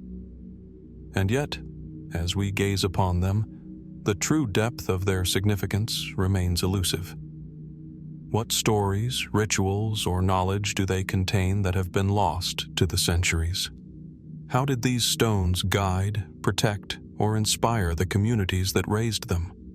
And what other monumental traces of human ambition lie hidden across the highlands, waiting to reveal new chapters of prehistoric ingenuity, creativity, and understanding? The Vishap Stelae continue to pose these questions silently, inviting reflection and curiosity, challenging us to rethink the limits of what early humans were capable of achieving in stone, scale, and vision. Flowing from the towering Vishap Stelae of the Armenian Highlands, where serpentine megaliths rise as silent guardians over valleys and rivers, our journey now drifts westward across the Mediterranean to the sun-baked limestone landscapes of Malta. Hidden within the rugged cliffs and calcareous rock faces lies the Latnija cave, a prehistoric rock-cut habitation that whispers of human ingenuity, adaptation, and mystery. Unlike open settlements, monumental temples, or standing stones, this site is carved directly into the living rock, a quiet testimony to a people shaping their environment with precision and care, leaving traces of their presence preserved through millennia. The first encounter with Latnija cave is a study in subtlety. From a distance, the cliff face appears natural, sculpted by wind, rain, and the slow hand of geological time. But as one approaches, careful observation reveals entrances, ledges, and recesses deliberately cut into the limestone. Narrow passageways lead to interior chambers, each hewn with remarkable skill. Some chambers show evidence of floors leveled with stone slabs, while others bear small niches, perhaps for storage, ritual, or domestic activity. Light entering from above filters into these spaces unevenly, creating shifting patterns on the carved walls, shadows that seem to animate the stones themselves, hinting at the presence of those who once lived, worked, and perhaps worshipped within. Archaeologists date human use of Latnija cave to the Neolithic period, roughly 4,000 to 2,500 BC, though sporadic activity may extend earlier. At this time, Malta was home to small but increasingly sophisticated farming communities who cultivated cereals, raised livestock, and engaged in seafaring across the Mediterranean. The cave's construction demonstrates a level of technical skill that challenges assumptions about small prehistoric communities. To carve precise chambers and maintain structural stability in solid rock required careful planning, understanding of material properties, and coordinated labor, especially given the tools available at the time, primarily flint and bone implements. The result is a habitation that is both practical and enduring, designed to meet the needs of its occupants while adapting to the limitations and opportunities of the natural environment. Mainstream interpretations suggest that Latnija cave functioned as a combination of domestic space and protective shelter. Its elevated position on the cliffside would have offered visibility across the surrounding landscape, including arable fields, grazing lands, and potential approaches by outsiders. Inside, the carved chambers provided living space, storage, and possibly areas for food preparation or small-scale craft production. Evidence of hearths, pottery fragments, and domestic debris support this view, suggesting that the cave was not merely a refuge, but a sustained locus of daily life. Yet the careful design and occasional decorative touches hint at a dimension beyond the purely functional. Intriguing anomalies invite further reflection. Some chambers contain niches and recesses of unclear purpose, arranged with deliberate symmetry or orientation. Certain walls appear to have been smoothed or even lightly engraved, perhaps to hold symbolic objects or facilitate ritual practice. Could the interior organization reflect social hierarchy, spiritual belief, or seasonal cycles? Did the cave serve as a semi-permanent residence, a ceremonial site, or both? And how did its inhabitants conceptualize space, balancing light and shadow, circulation and privacy within a rock-bound environment? Speculative interpretations deepen the sense of mystery. Some researchers propose that Latnija cave may have had a role in ritual or ancestor veneration, similar to mortuary practices at Çatalhöyük, albeit adapted to the unique environment of Malta. Niches may have held offerings, bones, or symbolic items, while the cave's natural acoustics and filtered light could have created an experiential space for gatherings, storytelling, or ceremony. Others suggest that the habitation reflects an early understanding of microclimate and defensive advantage. The interior remained cool in summer and protected from storms, while the elevated location provided both strategic surveillance and psychological security. Could it be that the cave was designed with multiple layers of purpose in mind? Shelter, ritual, storage, and symbolic expression intertwined? The technical achievements of Latnija cave are notable. Carving chambers into solid limestone requires not only labor but precise control over technique. The walls must support their own weight, passageways must remain navigable, and floors must remain level enough to accommodate living. Yet even with this technical sophistication, subtle features suggest aesthetic sensibilities and cultural priorities. The selection of particular cliff faces, the orientation of entrances, and the shaping of interior spaces hint at a consciousness of visibility, experience, and interaction, both with the natural environment and within the social group inhabiting the space. Environmental context reinforces the importance of site selection. The cave overlooks fertile valleys and grazing grounds, yet is perched above the reach of flooding and most natural predators. Its position may have maximized both safety and connectivity to wider networks of Neolithic Maltese communities. But why choose such a challenging location, carved into sheer rock, when more accessible spaces were available nearby? Could the difficulty of access itself have held symbolic or practical value, emphasizing the status, skill, or dedication of those who inhabited it? What is most compelling about Latnija cave is the way it merges human ingenuity with the contours of the natural world. Unlike freestanding monuments or open settlements, this habitation integrates seamlessly with the rock itself, suggesting a worldview in which humans and landscape are deeply intertwined. It is architecture born of necessity, creativity, and perhaps belief, preserving a record of interaction between people and place that has endured through centuries of environmental and cultural change. As we move through the narrow chambers in our imagination, tracing footsteps across smoothed floors and peering into carved niches, questions naturally arise. How many chambers remain undiscovered, hidden behind rubble or concealed by centuries of sediment? What objects, residues, or traces of activity lie buried within the rock, waiting to reveal more about daily life, ritual practice, or social organization? And how does Latnija Cave connect to other Neolithic Maltese sites, such as the monumental temples of Hagar Chim or Menajdra, in a landscape where architecture, ritual, and habitation seem intertwined in subtle and complex ways? Latnija Cave stands as a testament to the capacity of early humans to shape their environment with foresight, skill, and intention. It reminds us that prehistoric architecture was not always about grand scale or visibility. Sometimes its power lies in integration, subtlety, and the blending of practical, social, and symbolic functions. From the Vishap Stelae megaliths to underwater Mediterranean roads, from Çatalhöyük's mortuary homes to the Papoura hill circle, a pattern emerges.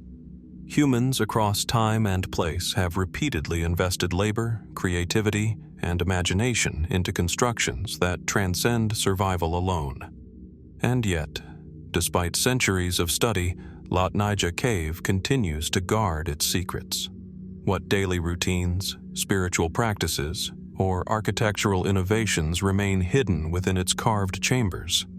How did its inhabitants negotiate the balance between domestic necessity and ritual expression? And what other rock-cut habitations, carved into cliffs and sheltered in plain sight, await discovery across the Mediterranean, silently preserving the ingenuity of communities long past?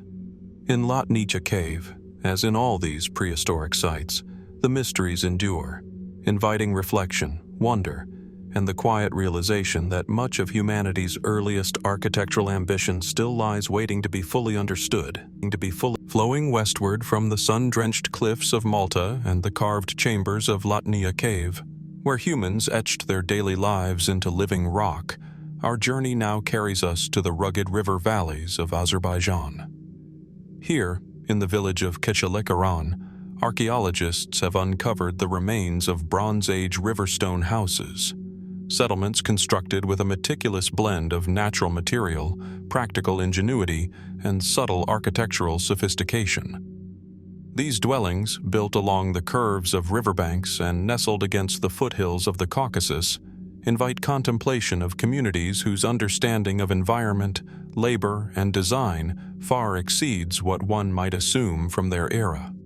Approaching the site, one is immediately struck by the harmony between stone, water, and terrain. Large, roughly hewn river stones form walls that rise with precision, their interlocking arrangement both functional and enduring. The houses occupy terraces along gentle slopes, integrating with the natural contours of the riverbanks. Some structures are partially submerged in alluvial deposits, their lower stones rounded by centuries of water flow, yet the upper walls retain the deliberate geometry of human hands. Pathways and drainage channels weave between the dwellings, hinting at careful planning to manage water, erosion, and daily movement. Even the simplest stone alignment seems intentional, a balance between permanence and adaptability that speaks to a deep understanding of local environmental dynamics. Excavations date the Kechelekaran structures to the Bronze Age, roughly 3,500 to 1,500 BC, though some elements may be earlier. The inhabitants were engaged in farming, herding, and small-scale metallurgy, exploiting the fertile river valleys while negotiating the challenges of seasonal floods and shifting river courses. The riverstone architecture reflects these challenges. Thick walls resist water damage, terraces stabilize slopes, and doorways are positioned to allow ventilation while controlling entry. Yet, for all its practicality, the construction also embodies a quiet architectural sophistication. Attention to symmetry, proportion, and spatial organization suggests that these homes were conceived not merely as shelters, but as intentional, thoughtfully arranged spaces. Mainstream interpretations suggest that these dwellings represent typical Bronze Age riverine settlements, designed to maximize agricultural productivity while minimizing environmental risk. The use of rounded river stones was practical, abundant, and resilient. Yet the careful layering, corner placement, and occasional incorporation of carved niches indicate knowledge of load-bearing principles and spatial efficiency. Interior arrangements show evidence of hearths, storage pits, and work areas, hinting at multifunctional domestic life within modest structures. Even small architectural decisions, such as stone orientation or interstitial packing with clay or smaller stones, demonstrate both technical skill and an awareness of long-term durability. Yet, the Kechelekeran houses harbor mysteries that intrigue archaeologists. Some structures are unusually large for the population estimates of the settlement, suggesting communal or ritual functions beyond daily habitation.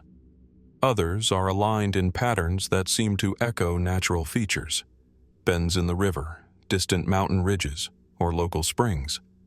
Were these alignments purely functional, maximizing sunlight, drainage, or visibility?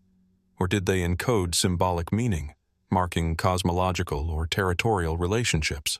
The precision and variation across the settlement hint at a layered understanding of space, practical, social, and perhaps spiritual, encoded directly into the riverstone architecture. Speculative interpretations extend even further. Some researchers propose that certain larger dwellings may have served as gathering centers for the community, venues for seasonal rituals, or focal points for trade and negotiation.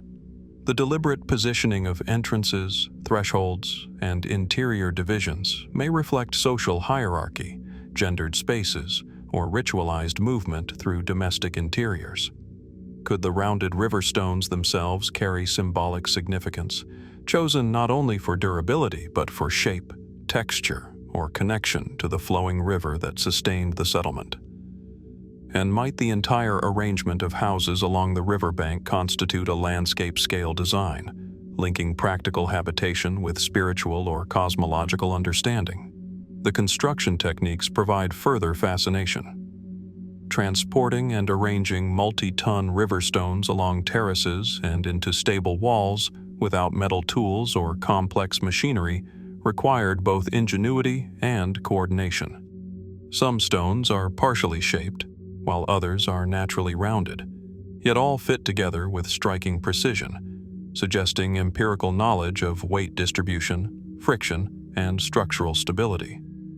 Labor organization, skill transmission, and design planning were likely embedded in community practices, reflecting cultural traditions of craftsmanship and problem-solving. Could these techniques have been passed orally, through apprenticeship and observation, or codified into early systems of knowledge that have left no written record? Environmental factors amplify the intrigue. Seasonal flooding, shifting channels, and erosion would have required constant maintenance and adaptation. The placement of the houses demonstrates an understanding of risk and resilience. Terraces, stone layering, and drainage features reflect not only environmental adaptation, but a capacity for foresight, long-term planning, and anticipation of natural forces. How did Bronze Age inhabitants coordinate labor to maintain these structures, and what knowledge informed their choices in site selection, orientation, and construction methods? What is most compelling about Kechelekeran's riverstone houses is their combination of functionality, adaptability, and subtle sophistication. Unlike monumental stone complexes, timber halls, or hilltop fortifications, these dwellings assert human ingenuity through integration with landscape and material, rather than sheer scale or visibility. Yet, despite their modesty, the settlement demonstrates an advanced capacity for architectural design, environmental management, and social coordination. Each terrace, wall, and pathway speaks to the ingenuity and adaptability of a society capable of thriving in a challenging riverine environment. As we imagine walking among the terraces today, tracing the contours of walls smoothed by water and time, questions emerge. How many dwellings remain undiscovered, hidden beneath soil, sediment, or modern agriculture? What objects, residues, or traces of ritual, craft, or daily life are preserved within these stones? How did the inhabitants perceive their settlement as a whole? Was it purely practical, a living landscape, or a layered expression of human, social, and spiritual relationships? And what can the precision and care evident in these houses tell us about the intellectual and cultural capacities of Bronze Age communities in this region? The river stone houses of Kechelekeran remind us that prehistoric architecture was not only about survival, defense, or spectacle. It was also about interaction with the environment, social cohesion, and subtle expressions of design and intention. From Latnija cave in Malta to the Vishap Stelae of the Armenian Highlands, from underwater Mediterranean roadways to Çatalhöyük's mortuary homes, we see a recurring theme. Humans across time and space invested skill, labor, and imagination into shaping the world around them, leaving enduring traces of their ambition. And yet, as with so many prehistoric sites, Kechelekeran guards its secrets. How much of the settlement remains hidden beneath sediment or obscured by centuries of natural change? What knowledge, ritual, or social structure is encoded in the careful arrangement of terraces, walls, and pathways? And what other river stone settlements, quietly blending with their environment, await discovery across Azerbaijan and the wider Caucasus, silently bearing witness to the creativity, foresight, and ingenuity of communities that lived thousands of years before us? In Kechelekeran, as in all the sites we have explored, the past lingers quietly, inviting curiosity, reflection, and wonder. Flowing from the river stone houses of Kechelekeran, where Bronze Age communities carved resilience and ingenuity into the riverbanks of Azerbaijan, our journey now returns to the lush, rolling hills of Ireland, where prehistoric communities transformed the landscape with a blend of defensive architecture, environmental engineering, and subtle ingenuity. Among the most fascinating features of these hill forts are their water cistern systems, hidden reservoirs, channels, and storage structures that allowed ancient builders to manipulate, store, and manage water in ways that remain mysterious to modern investigators. From a distance, the hill forts themselves appear formidable but unassuming. Earthworks, stone ramparts, and terraces that rise above the surrounding valleys, blending natural contours with human design. Yet beneath these visible structures lies a network of water cisterns, often cut directly into bedrock or constructed with carefully arranged stones and clay linings. Narrow channels channel rainwater from the hilltops, guiding it through subtle slopes into concealed storage chambers. At first glance, the systems seem modest, but closer inspection reveals precision, planning, and an intimate understanding of hydrology that would have been difficult to achieve with the tools of the time. Many of these cisterns date to the Iron Age, roughly 600 to 400 BC, a period when hill forts were not only defensive structures but also centers of settlement, storage, and community activity. Water management was essential, particularly for hilltop sites exposed to wind, sun, and seasonal variability. Yet the complexity of these cistern systems suggests objectives beyond simple survival. Some chambers are interlinked by channels spanning tens of meters. Others are carefully sealed with stones or clay to reduce leakage, while some are placed beneath terraces or within fortifications, suggesting a combination of strategic, practical, and perhaps symbolic intent. How did communities plan, construct, and maintain such precise networks without advanced engineering knowledge or standardized measurement tools? Mainstream interpretations suggest that these cisterns were primarily functional, capturing rainfall, storing water for domestic use, livestock or irrigation, and securing supplies during sieges or droughts. Their design reflects careful observation of water flow, slope, and soil permeability, demonstrating a level of environmental understanding and empirical knowledge that is striking.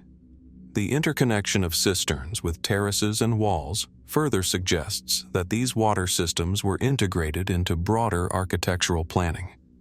Even small adjustments, stone gradients, channel widths, and chamber shapes reflect intentionality and forethought, revealing communities capable of anticipating both environmental challenges and social needs. Yet anomalies within the Hillfort water systems provoke deeper curiosity. In some sites, cisterns are disproportionately large, their capacity exceeding apparent domestic requirements. Others are located in unexpected positions, such as within defensive walls or beneath open courtyards, raising questions about their intended function. Were some cisterns used for ritual purposes, perhaps as symbolic reservoirs of life or purity? Could the placement of water within fortifications have held social, spiritual, or political significance rather than merely practical utility? And why do certain channels follow subtle contours that are difficult to reconcile with purely functional drainage, hinting at knowledge of landscape manipulation that seems advanced for the time? Speculative interpretations suggest that Hillfort cisterns may have served multiple purposes simultaneously. Beyond daily use, some chambers could have acted as hidden reserves during conflict, secret spaces for sacred rites, or symbols of community foresight and authority. The integration of water systems into the defensive architecture of hillforts suggests a society thinking holistically, controlling resources, space, and social interaction within a single engineered environment. Could water, in this context, have been both life-sustaining and power-asserting, a medium through which communities demonstrated ingenuity, foresight, and influence? The construction techniques are particularly striking. Carving chambers into rock, lining them with clay or stone, and channeling water across uneven terrain requires both knowledge and labor coordination. These were not ad hoc efforts. They were intentional, sustained projects, likely requiring skilled laborers, supervision, and long-term maintenance plans. Did the builders develop empirical engineering knowledge passed through generations, encoded in practice rather than writing? And how did communities measure, monitor, and manage water flow across hilltop fortifications, ensuring that reservoirs filled during rain and retained water during dry periods? Environmental context deepens the intrigue. Hillforts occupy prominent locations for defense and visibility, yet these sites are often exposed to wind, sun, and runoff that complicates water capture. The cisterns suggest a sophisticated response, combining natural topography with engineered channels, terraces, and storage chambers to manage the most vital resource in the landscape. How much of this knowledge was shared between hillforts across Ireland, and how much represents local innovation adapted to specific microclimates and topographies? The subtlety of the systems is what makes them extraordinary. Unlike monumental architecture designed to impress, these water networks are often hidden, accessible only to those who knew their locations and purpose. They blend seamlessly with the natural environment, making their ingenuity easy to overlook at first glance. And yet, their existence speaks to an intimate relationship between humans and landscape, between foresight and survival, between utility and ingenuity. Each cistern, channel, and reservoir reflects a thought process that considered resource management, communal welfare, and environmental interaction in a holistic, sophisticated way. Walking, or imagining walking, through these hill forts, following the courses of hidden channels and peering into subterranean cisterns, one is struck by questions that remain unanswered. How extensive were these water networks, and how many chambers remain undiscovered beneath soil, vegetation, or collapsed walls? Did the arrangement of cisterns reflect practical trial and error alone? Or did it incorporate symbolic, cosmological, or ritual principles? And how did knowledge of water management shape social organization, leadership, and planning within these fortified communities? The Hillfort water cisterns remind us that prehistoric architecture often operated on multiple levels: practical, social, and conceptual. From Bronze Age riverstone houses in Azerbaijan to Latnija cave in Malta, from Vishap Stelae in the Armenian Highlands to submerged Mediterranean roads, we see recurring themes of environmental mastery, technical skill, and integrated design. In the Irish hill forts, these themes converge in a quiet yet profound statement. Humans carefully manipulated the landscape to sustain life, assert control, and perhaps convey meaning, all while blending ingenuity with subtlety and foresight. And yet, despite their sophistication, much of this system remains hidden. How many cisterns, channels, or reservoirs are yet to be mapped? How many secrets of water management, ritual significance, or social coordination remain buried beneath hilltop soil and centuries of natural change? The Hillfort water cisterns, like so many other prehistoric constructions, challenge our understanding of what early societies were capable of achieving. They invite us to ponder not only the technical skill required to build them, but the mindset, knowledge, and vision of the communities who depended on them, and to wonder what other remarkable achievements still lie undiscovered, quietly waiting in the Irish hills. Flowing from the prehistoric ingenuity of Irish hill forts and their hidden water cisterns, where communities balanced survival, strategy, and subtle engineering, our journey now shifts to the heart of a bustling modern city, London, England. Beneath the streets, traffic, and centuries of urban expansion lie the foundations of a Roman basilica, a silent testament to architectural ambition and social organization from nearly 2 millennia ago. These remains, partially excavated but largely obscured by layers of time, reveal a civilization capable of imposing order, scale, and symbolism through stone and design, yet their full purpose and hidden nuances continue to intrigue archaeologists and historians alike. From the surface, there is little to betray what lies beneath the city's streets. Excavation reveals a sprawling footprint. Long, rectangular foundations, arranged with precise symmetry, supported by robust piers and walls that suggest a structure of both durability and prominence. The basilica's orientation aligns with the Roman grid of Londinium, and the dimensions of the central nave, side aisles, and apsidal ends indicate a space built not merely for shelter, but for civic, commercial, and perhaps ritual activity. Even the most fragmentary walls and floor levels hint at a grandeur that modern observers can barely imagine, raising questions about the scale of construction, labor, and planning involved in erecting such a monumental civic building on the banks of the Thames. Dating places the basilica in the 1st and 2nd centuries A.D., a period when Londinium was emerging as a key administrative and trading hub within Roman Britain. Public buildings such as this were not solely functional. They served as visual representations of authority, order, and civic identity.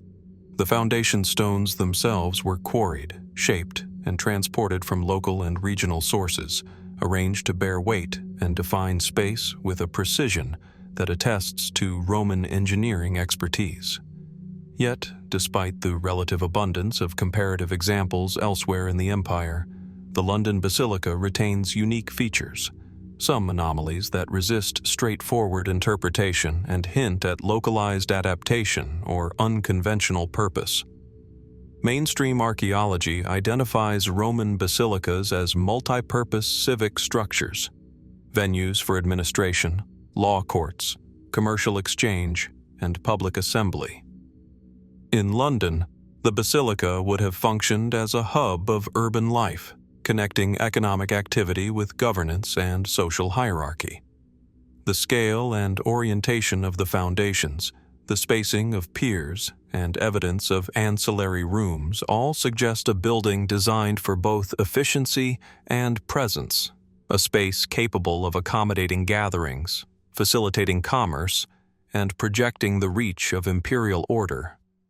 Yet even within these parameters, questions arise.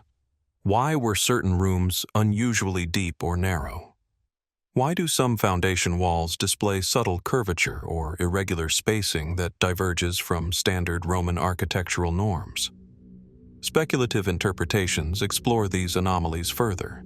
Some suggest that variations in wall placement may reflect adaptations to local topography or pre-existing structures, while others propose ritual or symbolic considerations embedded within the architecture.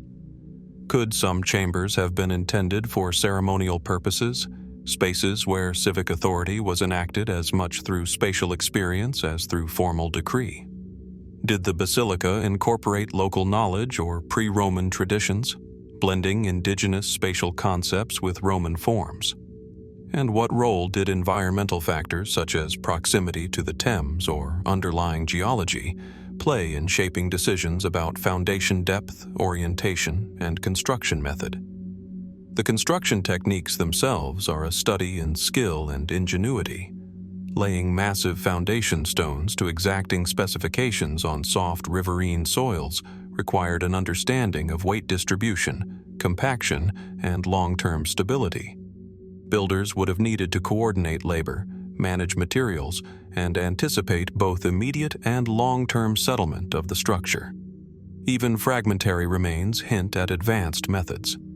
Cut stone interlocking, carefully compacted layers of rubble, and drainage features that suggest foresight in managing water infiltration from seasonal floods or high groundwater. Could these foundations have incorporated hidden chambers, storage niches, or substructures whose purpose remains undetected beneath layers of debris and urban development? Environmental context deepens the intrigue. Situated near the Thames, the basilica was both connected to trade and at risk from natural forces. How did Roman engineers account for flooding, shifting soils, or sediment accumulation over decades of use?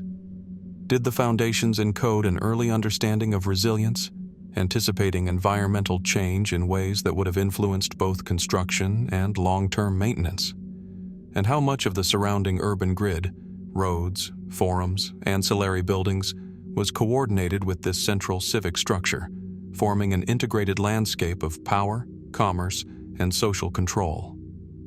What is particularly compelling about the London Basilica is the interplay of visibility and concealment. Above ground, the building once projected authority, serving as a hub for civic life. Below ground, the foundations themselves endure silently, obscured beneath layers of urban expansion, yet revealing extraordinary precision and ambition to those who excavate and study them. This duality reflects a broader pattern in human construction. Structures conceived for immediate utility, social presence, or ceremonial use, yet leaving traces that persist, mysterious and fragmentary, for future generations to interpret. As we imagine walking through the basilica's interior in its prime, passing along the central nave and into side aisles, one senses both order and ambiguity. How did space, light, and circulation shape experience for those who used it daily? How did walls, columns, and thresholds define social hierarchy, regulate commerce, or orchestrate public ceremony? And how much of the building's full complexity remains hidden beneath modern London, covered by centuries of redevelopment, underground infrastructure, and shifting streetscapes? The London Basilica foundations remind us that architecture is not only about function or survival, it is about influence, social cohesion, and the projection of power. From prehistoric riverstone houses in Azerbaijan to Latnija cave in Malta, From Irish Hillfort cisterns to Armenian Vishap Stelae, humans have repeatedly used construction to negotiate environment, society, and belief. In London, the Roman Basilica exemplifies a later chapter in this continuum, a structure designed to organize space, control movement, and articulate civic identity, yet still leaving mysteries for modern eyes to decipher. And yet, despite centuries of study, questions endure. How many chambers, substructures, or hidden features remain buried beneath streets and buildings? How much of the basilica's intended function, ritual, or symbolic meaning is lost to time? What does this structure reveal about the intersection of Roman imperial knowledge and local urban adaptation, and what other remnants of Londinium's architectural ambition remain concealed beneath modern London?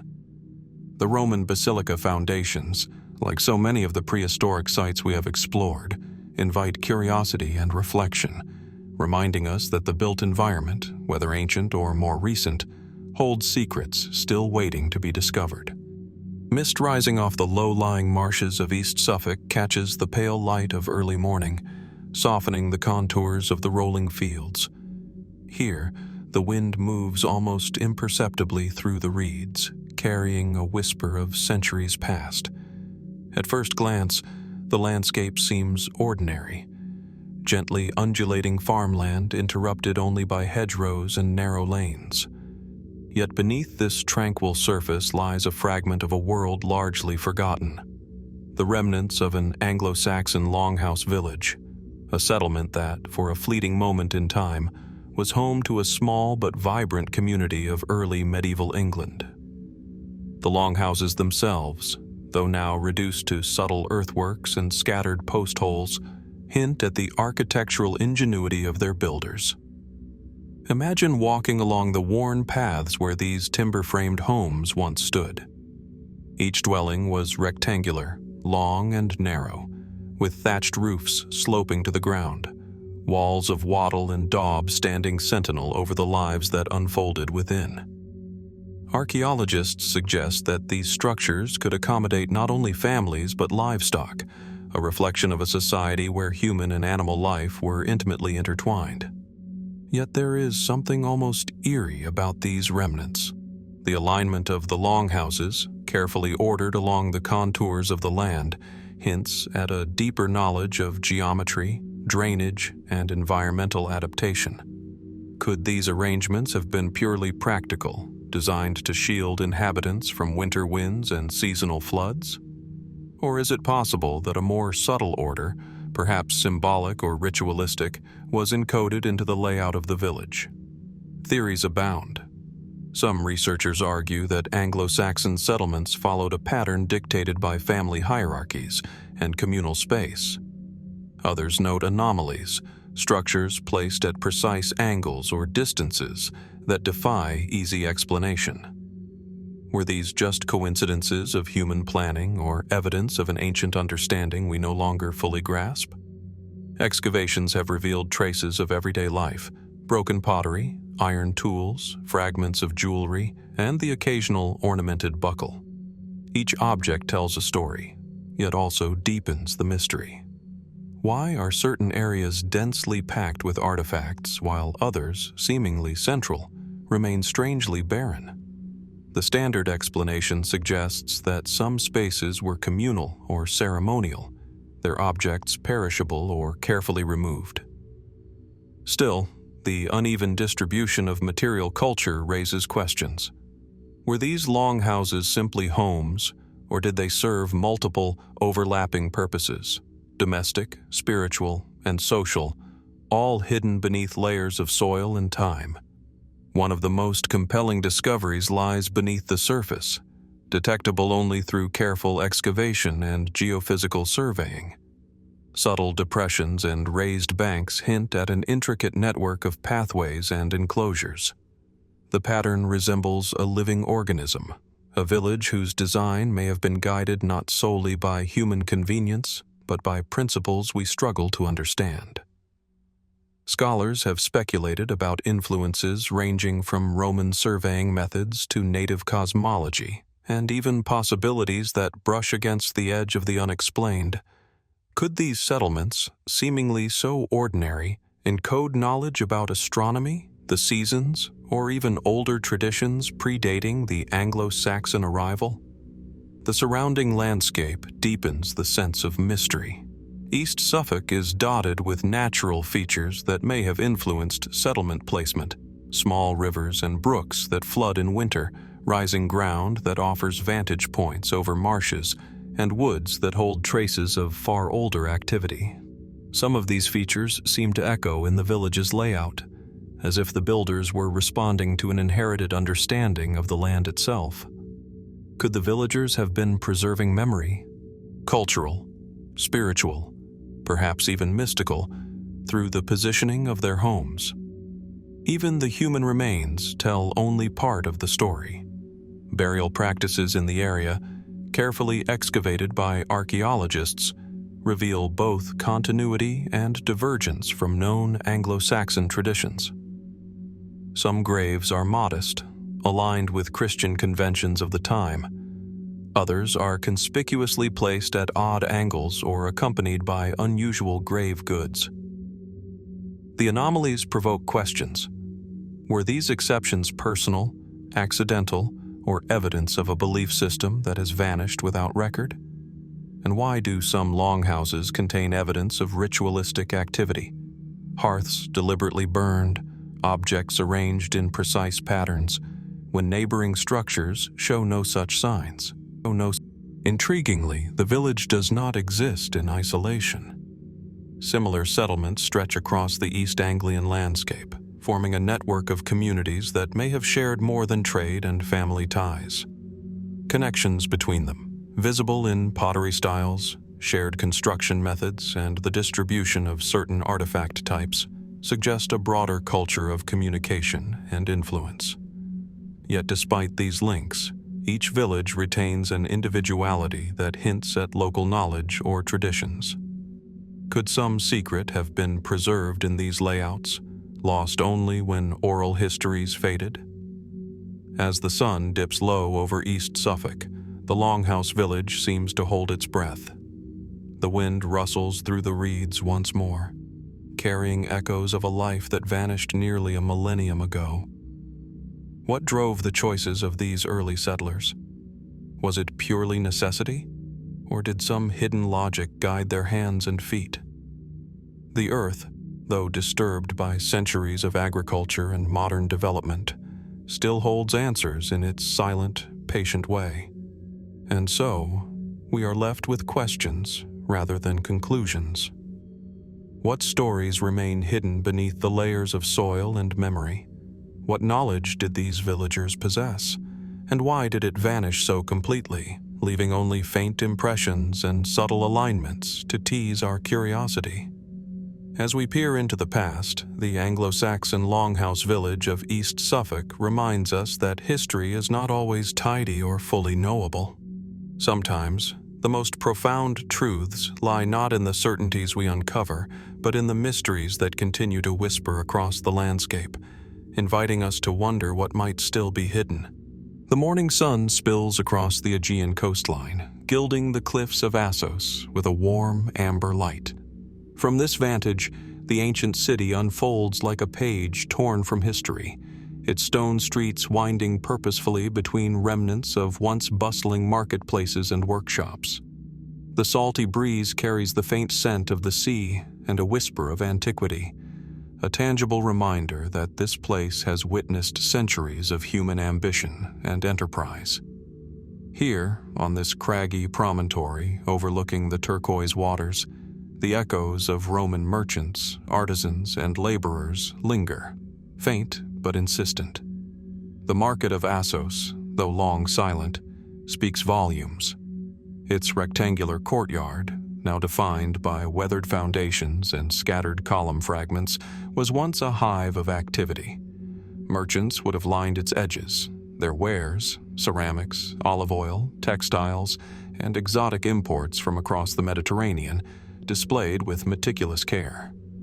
Archaeologists have uncovered traces of storage pits and weighing stones, hinting at a sophisticated system of trade that may have rivaled even larger urban centers. But it is the subtle irregularities that capture attention. Certain stalls appear to have been deliberately positioned at odd intervals, while some foundations suggest structures that do not conform to standard Roman architectural norms. Could these deviations reflect practical adjustments to the terrain, or do they hint at a more enigmatic purpose, perhaps lost to time? Beyond the marketplace lie the workshops, spaces designed not only for production, but for the silent orchestration of daily life. Pottery kilns, metalworking furnaces, and dyeing vats mark the skeleton of an industry that was both local and far-reaching. The arrangement of these workshops follows a logic that is immediately recognizable to modern archaeologists: proximity to resources, access to water, and efficient movement of goods. Yet, certain patterns invite curiosity. Some workshops are aligned with the harbor in ways that optimize trade, while others seem deliberately secluded, almost hidden. Were these secluded spaces reserved for specialized crafts, or did they serve functions we cannot fully decipher, rituals perhaps, or experimental techniques that defy our understanding? Artifacts recovered from Assos further deepen the sense of wonder. Coins bearing the effigies of emperors, fragments of amphorae stamped with trademarks, and tools of exquisite craftsmanship all point to a civilization attuned to commerce and design. Yet among these ordinary relics, anomalies emerge. Intricately carved reliefs appear in unexpected places, seemingly unrelated to their immediate surroundings. Certain inscriptions are unusually cryptic, leaving scholars to ponder whether they were shorthand for merchants, markers of secret guilds, or remnants of an esoteric tradition. Could these small traces be the faint residue of knowledge intentionally concealed, or do they simply reflect the idiosyncrasies of a society that valued both utility and artistry? The very stones of Assos hint at hidden depths. Uneven pavements and unusually thick walls suggest repairs and modifications over generations. In some areas, excavations have revealed subterranean channels, perhaps for water, drainage, or waste. But their precise configuration puzzles researchers. Some theorists speculate that these underground networks may have extended further than currently mapped, connecting market spaces with workshops, storage facilities, and even residential quarters. Were these tunnels purely functional, or did they serve a more strategic or ceremonial role, their purpose fading into obscurity as the centuries passed? The city's placement itself provokes reflection. Perched on a steep promontory with commanding views of the Aegean, Assos commands both approach and retreat. Ships could dock below the cliffs, their cargoes swiftly moved to market while the elevated vantage offered protection from potential invaders. Yet, there is something almost uncanny in the precision with which the urban layout corresponds to the natural topography. Roads, walls, and public spaces align with subtle contours and elevations in ways that seem to transcend mere practicality. Could this alignment be the result of advanced surveying techniques inherited from earlier civilizations, or might it reflect a deeper, almost philosophical understanding of harmony between human construction and the natural world? Historical records place the flourishing of Assos during the Roman period, yet hints of earlier occupation suggest that the site held significance long before. Layers of rubble and stratified soil conceal traces of civilizations predating Roman influence, their knowledge buried beneath centuries of adaptation and redevelopment. How much of what we see today is Roman ingenuity, and how much is an echo of even older architectural wisdom?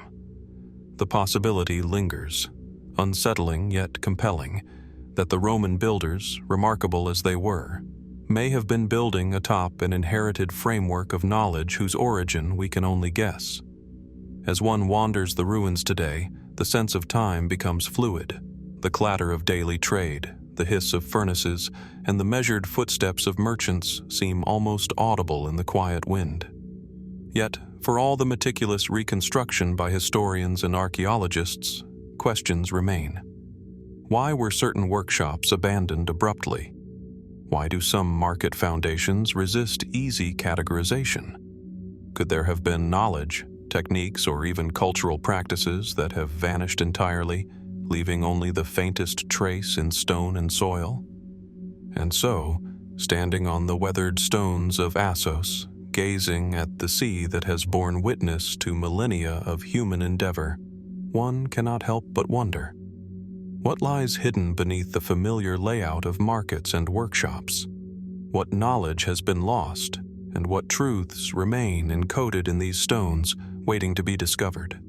The mystery endures, and the ruins themselves, silent yet insistent, beckon us to look closer, to question deeper, and to consider the possibility that the past holds secrets far richer than we can yet imagine. As the sun climbs higher over the Lycian coastline, it illuminates the rugged cliffs and verdant valleys surrounding Olympos, casting a golden sheen over the scattered ruins that cling to the hillsides. Among these ancient remnants stands one structure that commands both attention and curiosity: the Roman amphitheater. Its weathered stones, eroded by centuries of wind and salt-laden air, still hint at a grandeur that once echoed with the roar of spectators, the clash of weapons, and the measured cadence of orchestrated performances. Even in ruin, the amphitheater is a testament to human ambition, ingenuity, and a fascination with spectacle that transcends time. The amphitheater itself is carved into the natural slope of the terrain, a design both practical and symbolic. From the stage at the bottom to the tiers of seating that rise along the hillside, every element seems purposefully aligned, accommodating both sightlines and acoustics with remarkable precision. Modern engineers marvel at how sound can carry from the arena floor to the highest seats with almost perfect clarity, even without amplification. Was this simply an advanced understanding of architecture and geometry? Or did the builders possess knowledge of principles we have only partially rediscovered? Could there be an underlying pattern or system, lost over centuries, that informed the placement of every stone and the curvature of every wall? The seating tiers, though now fractured and overgrown, still reveal clues about social organization and cultural priorities. Archaeologists suggest that the amphitheater could hold hundreds, perhaps even 1,000 spectators, divided according to status, role, or affiliation. Yet there are anomalies in the seating layout, sections that are unusually steep, rows that break conventional spacing, and stairways leading to seemingly dead ends. Were these design quirks the result of adapting to the irregular terrain, or could they have served more mysterious purposes: ritualistic entrances, hidden passages, or sightlines designed to focus attention in ways we cannot fully interpret? Beneath the tiers lies the labyrinth of corridors and chambers that once facilitated the theater of life and death. Animals and performers could be moved into the arena through trapdoors and passageways, a sophisticated network that demonstrates advanced planning and engineering. Yet excavations have revealed additional subterranean spaces whose purpose is less clear. Small rooms, niches, and tunnels that do not correspond to any known Roman amphitheater pattern. Could these hidden chambers have been used for secret gatherings, clandestine rituals, or perhaps experimental forms of performance? The evidence is tantalizingly incomplete, leaving room for speculation that brushes against the edge of the unexplained. Artifacts recovered from the site further deepen the mystery. Fragments of decorative marble, chiseled reliefs, and carved inscriptions speak of a society that valued both artistry and communication. Some carvings depict scenes that seem ordinary: gladiatorial contests, theatrical performances. But others are perplexing: abstract symbols, unusual motifs, and depictions that defy clear categorization. Were these the product of a particular local culture merging with Roman aesthetics? Or could they indicate knowledge of traditions or ideas now lost to time? The arena itself invites reflection. Its floor, though largely collapsed, still suggests careful planning. Certain depressions, channels, and alignment features hint at mechanisms designed to manage water, stage effects, or perhaps the movement of performers and animals. Modern reconstruction theories suggest practical uses, yet subtle anomalies remain. Could there have been other functions, perhaps ceremonial or even astronomical, embedded in the design? Did the amphitheater serve not only as a venue for entertainment, but as a marker, a coded message, or a repository of knowledge hidden in plain sight? Olympos itself adds layers of intrigue. Nestled between mountains and sea, the city was strategically positioned along trade routes that connected Asia Minor to the wider Mediterranean world. This prime location made the amphitheater more than a local stage. It was a communal nexus, a point of interaction for travelers, traders, and citizens. Some scholars note that the amphitheater's alignment corresponds loosely to natural landmarks, including mountain ridges and the coastline. Was this coincidence, a purely aesthetic choice, or part of a deliberate design linking human structures with the rhythms of the surrounding landscape? Even the timing of the amphitheater's construction sparks questions. While historical records place its establishment during the Roman period, stratigraphic evidence hints at prior structures or modifications beneath the visible ruins. Could the Romans have been building over an older site of importance, repurposing a sacred or civic space for new space? And if so, what knowledge, traditions, or designs might they have inherited? Knowledge that has since been obscured by centuries of decay and reconstruction. As one walks the remaining stone corridors today, the echoes of the past feel unexpectedly immediate. The wind whistles through collapsed arches, carrying a sound not unlike the distant murmur of crowds. The amphitheater, though silent, seems alive with questions about the people who built it, the events that took place, and the knowledge embedded in its very foundations. Every corner invites speculation. Every irregularity challenges assumptions, and every uncovered fragment suggests a deeper, unsolved puzzle. And so, as the sun sets over the Lycian coast, painting the ruins in shades of copper and rose, we are left to ponder the amphitheater's mysteries. How much of its design was purely functional, and how much encoded information or tradition beyond our comprehension? What secrets lie beneath the stage, hidden in the corridors, or lost in the patterns of its stones? The amphitheater of Olympos reminds us that history is not always fully knowable, and that the past, in its silent resilience, often keeps its most profound truths just out of reach, inviting us to continue the search, to wonder, and to imagine what remains hidden, waiting to be discovered. The sun hovers low over the Nile Delta, casting long shadows across the shifting sands and the scattered remnants of Qom Wasset. Here, in the heart of Lower Egypt, the earth holds whispers of human activity stretching back millennia. Among the dunes and fertile banks lies a complex both practical and enigmatic. Workshops where artisans once labored, and a necropolis where the dead were interred with care and ritual. Even now, the site exudes a quiet power, as though the very soil remembers the rhythms of a civilization long past. The workshops, though partially buried by centuries of sediment, reveal traces of meticulous planning. Kilns, furnaces, and storage pits hint at a sophisticated network of craft and production. Pottery shards bear incised marks. Stone tools are shaped with precision that suggests not only functional skill, but a deep understanding of material properties. Archaeologists surmise that these workshops served a range of purposes, from daily utilitarian production to the creation of objects intended for religious or ceremonial use. Yet, the arrangement of these spaces is puzzling. Some workshops are aligned along axes that do not correspond to prevailing winds, sunlight, or water sources. Could these placements have followed an unknown logic, perhaps symbolic or ritualistic, lost to modern interpretation?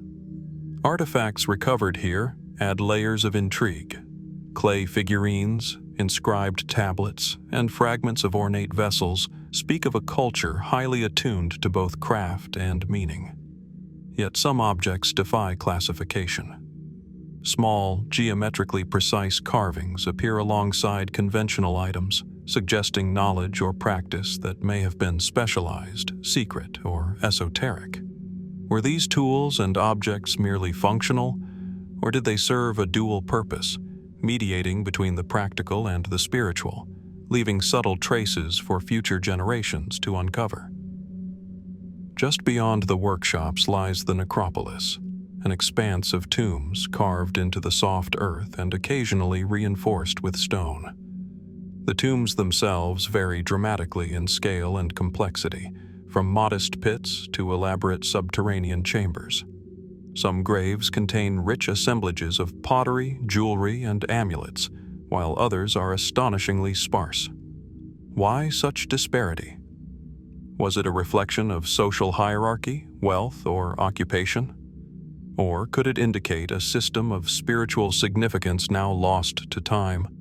A set of beliefs about death and the afterlife encoded into the placement and contents of the tombs?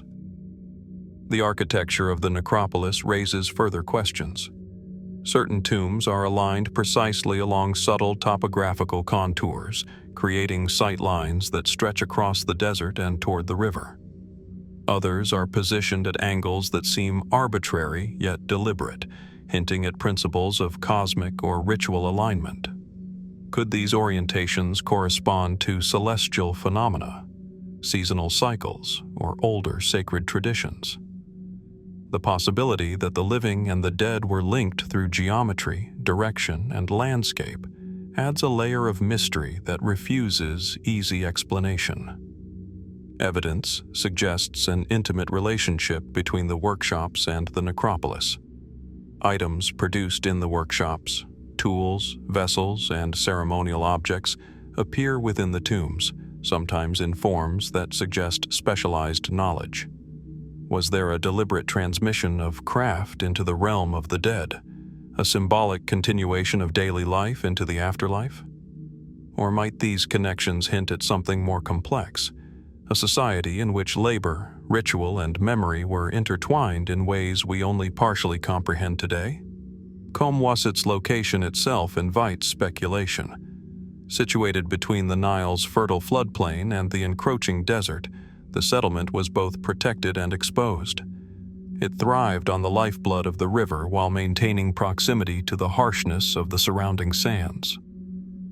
Could the site's placement have been chosen for purely practical reasons, access to clay, water, and transport?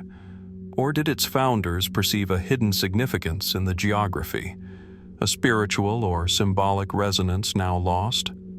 Some theorists have suggested that the orientation of certain structures reflects an awareness of celestial events, hinting at knowledge of astronomy that predates even the well-documented dynastic traditions. Layers of soil and sediment complicate the picture further. Excavations reveal that Kom Wasset was built over earlier settlements, each successive generation adapting, modifying, or repurposing the landscape. Could the workshops and tombs we now study represent a final phase in a continuum of knowledge and practice stretching back far beyond recorded history? And if so, what was preserved, what was forgotten, and what was deliberately hidden from view?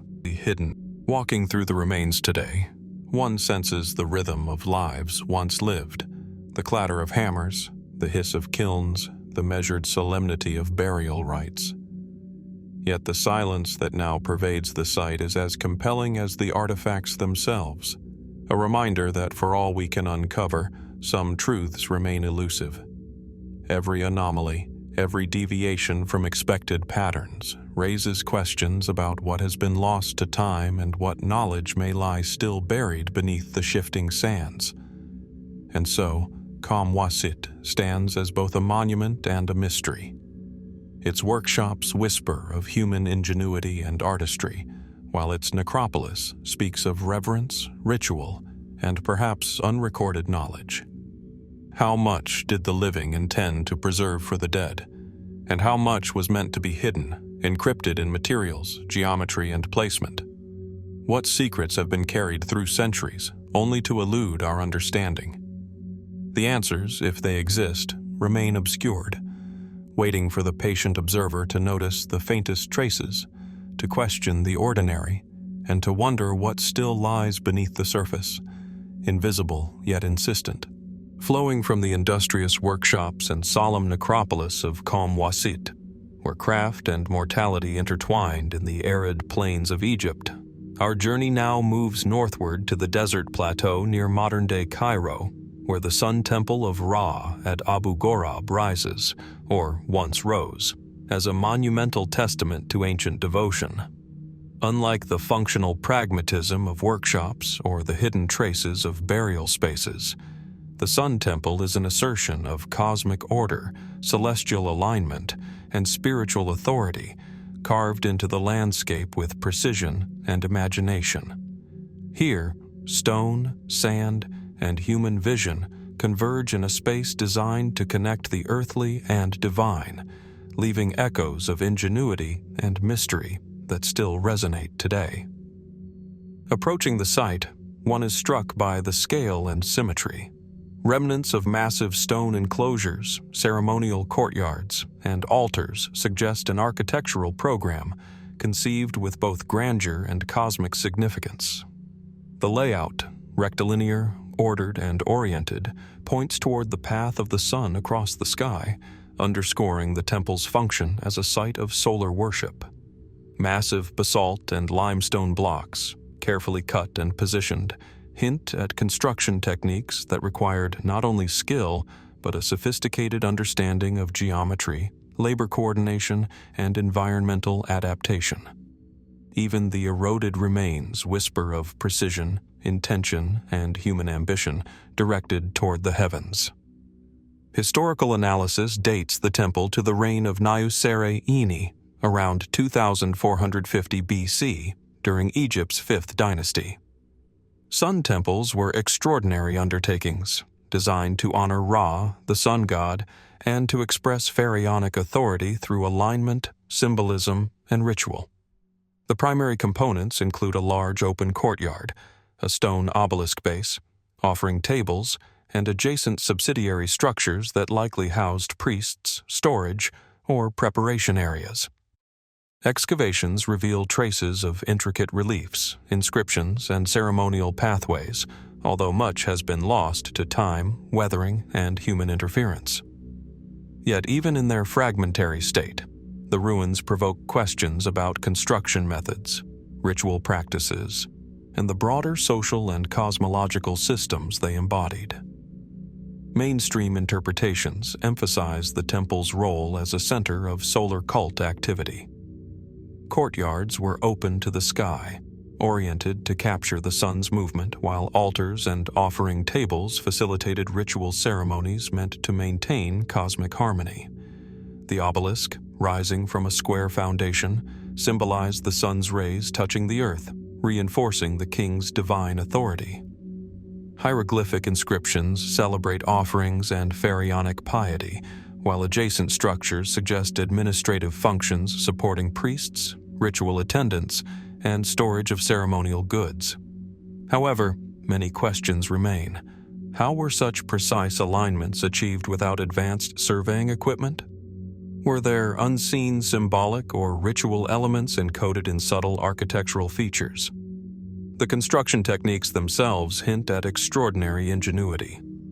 Limestone and basalt blocks were quarried, transported, and precisely cut to fit within the rectilinear plan. Some blocks exceed several tons in weight, demanding coordinated labor, lever systems, and perhaps ingenuity now lost to modern understanding. Reliefs, though fragmentary, suggest skilled artisans capable of translating symbolic meaning into enduring stone.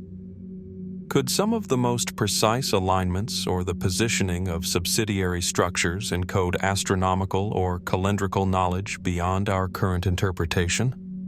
Might certain features serve dual functions, both structural and symbolic, allowing the temple to function simultaneously as monument, ritual instrument, and calendar. Environmental context enhances both the drama and the mystery. The temple sits on the edge of the desert, where sun, wind, and sand shape both construction and perception. Orientation to the sun is critical, and terraces, platforms, and altars were likely positioned to interact with sunlight at specific times of day or year. How did ancient builders anticipate seasonal light angles, shadow patterns, and the sun's trajectory over decades? Could certain architectural anomalies, unusual terraces, or subtle changes in elevation have been intentional devices to mark solstices, equinoxes, or other celestial events now partially obscured? Beyond practical and symbolic considerations, intriguing anomalies invite speculation. Some subsidiary structures appear irregular in shape, while traces of enclosures and pathways suggest ritual practices that do not fit neatly into known categories. Were there secretive areas accessible only to priests or pharaohs, used to conduct ceremonies hidden from public view? Did certain features serve as observatories, allowing careful tracking of celestial bodies in a manner now lost to time? Could there be subtle alignments between the Sun Temple and other nearby monuments or natural features, forming a network of sacred geography yet to be fully understood? The temple's components also suggest the interweaving of temporal and spiritual authority. Courtyards, altars, and ceremonial platforms were not only functional but communicative, expressing the pharaoh's role as intermediary between gods and humans. Reliefs, inscriptions, and the very layout reinforce cosmic hierarchy, yet much remains uncertain. How were rituals choreographed in relation to architectural features, light, and environmental conditions? Were certain blocks, terraces, or orientations designed to amplify sound, sightlines, or ritual drama in ways now lost?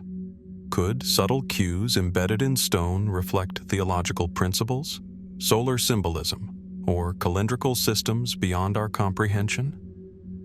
Speculative interpretations add layers to the mystery.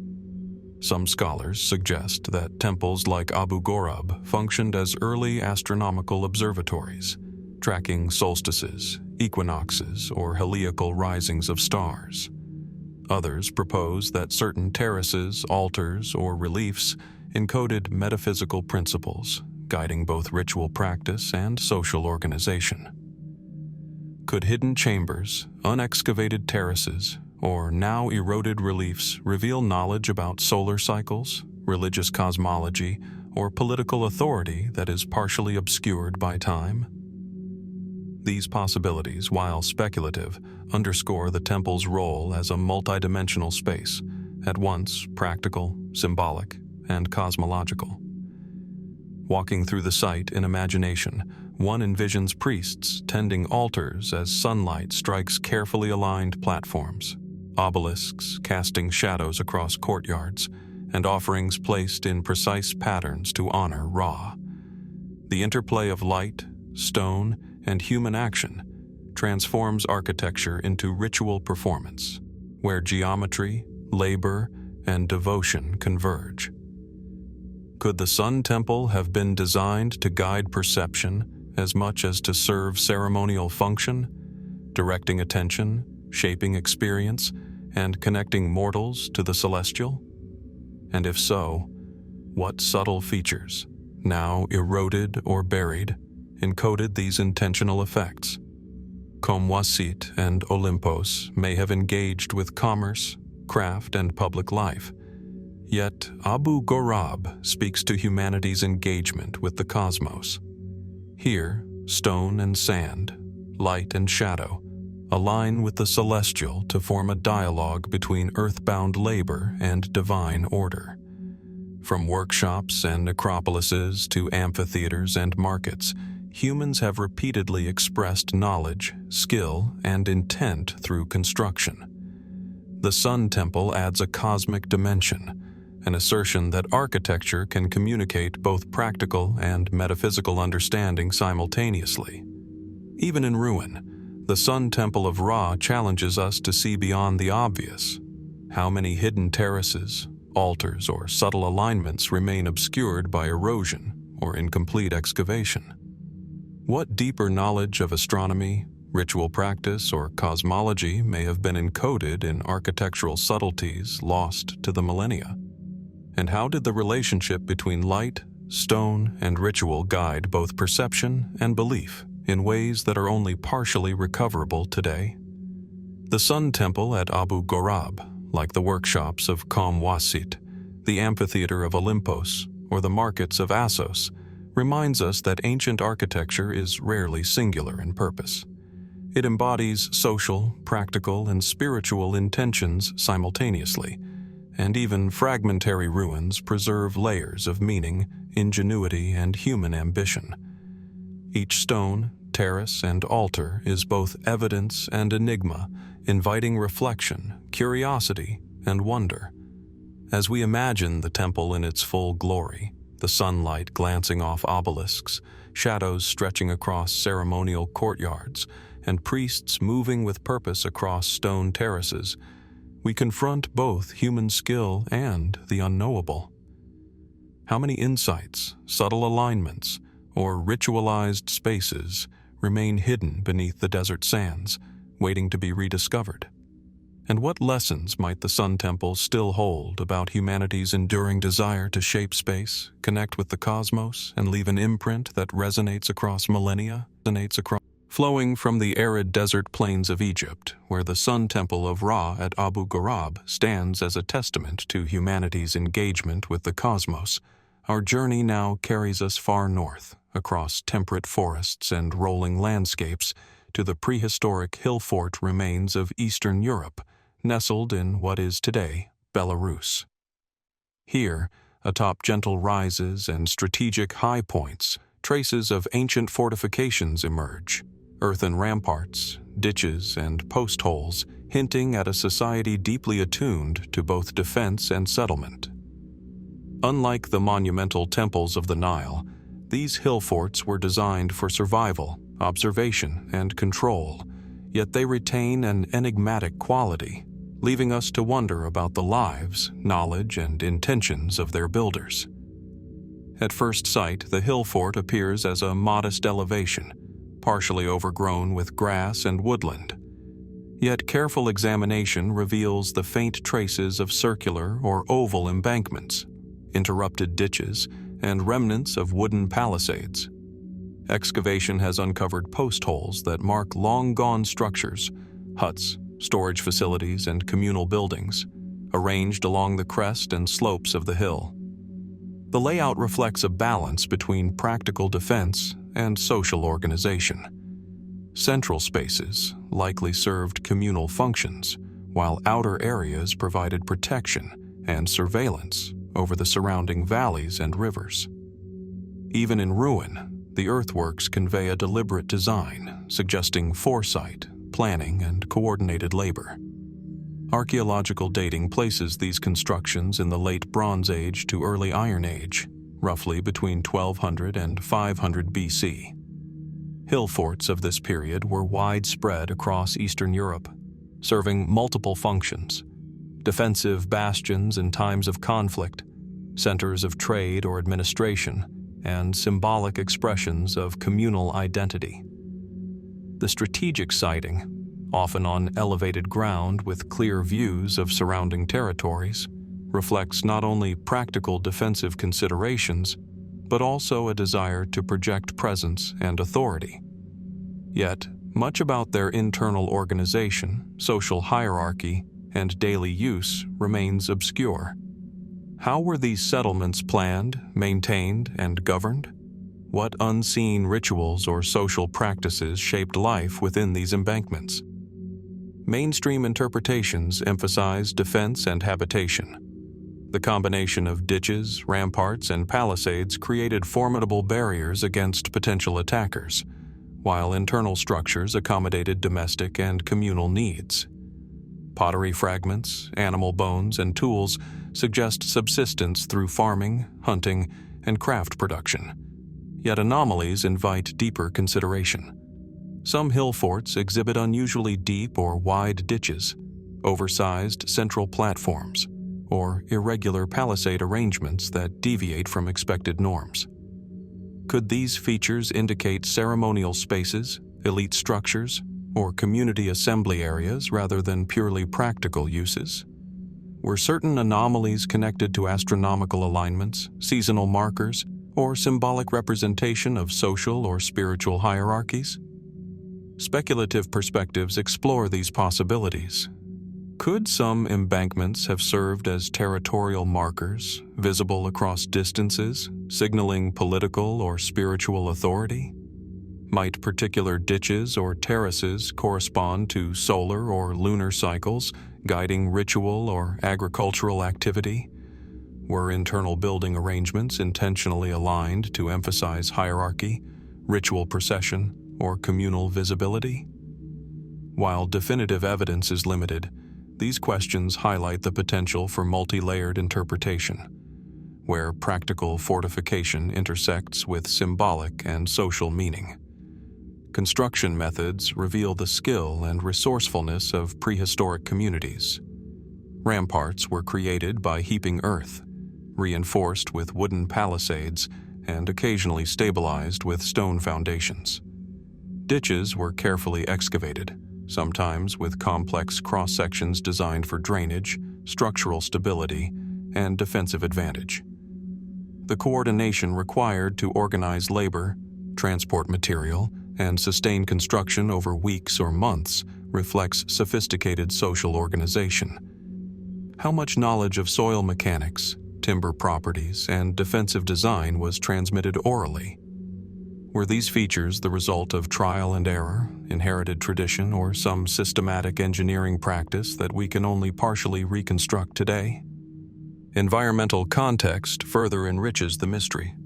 Hill forts in Belarus were often situated to exploit natural features: elevation for visibility, proximity to rivers for water and transport, and nearby forests for resources.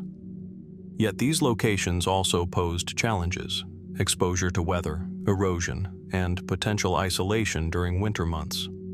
Builders adapted by integrating terraces, drainage systems, and carefully placed dwellings.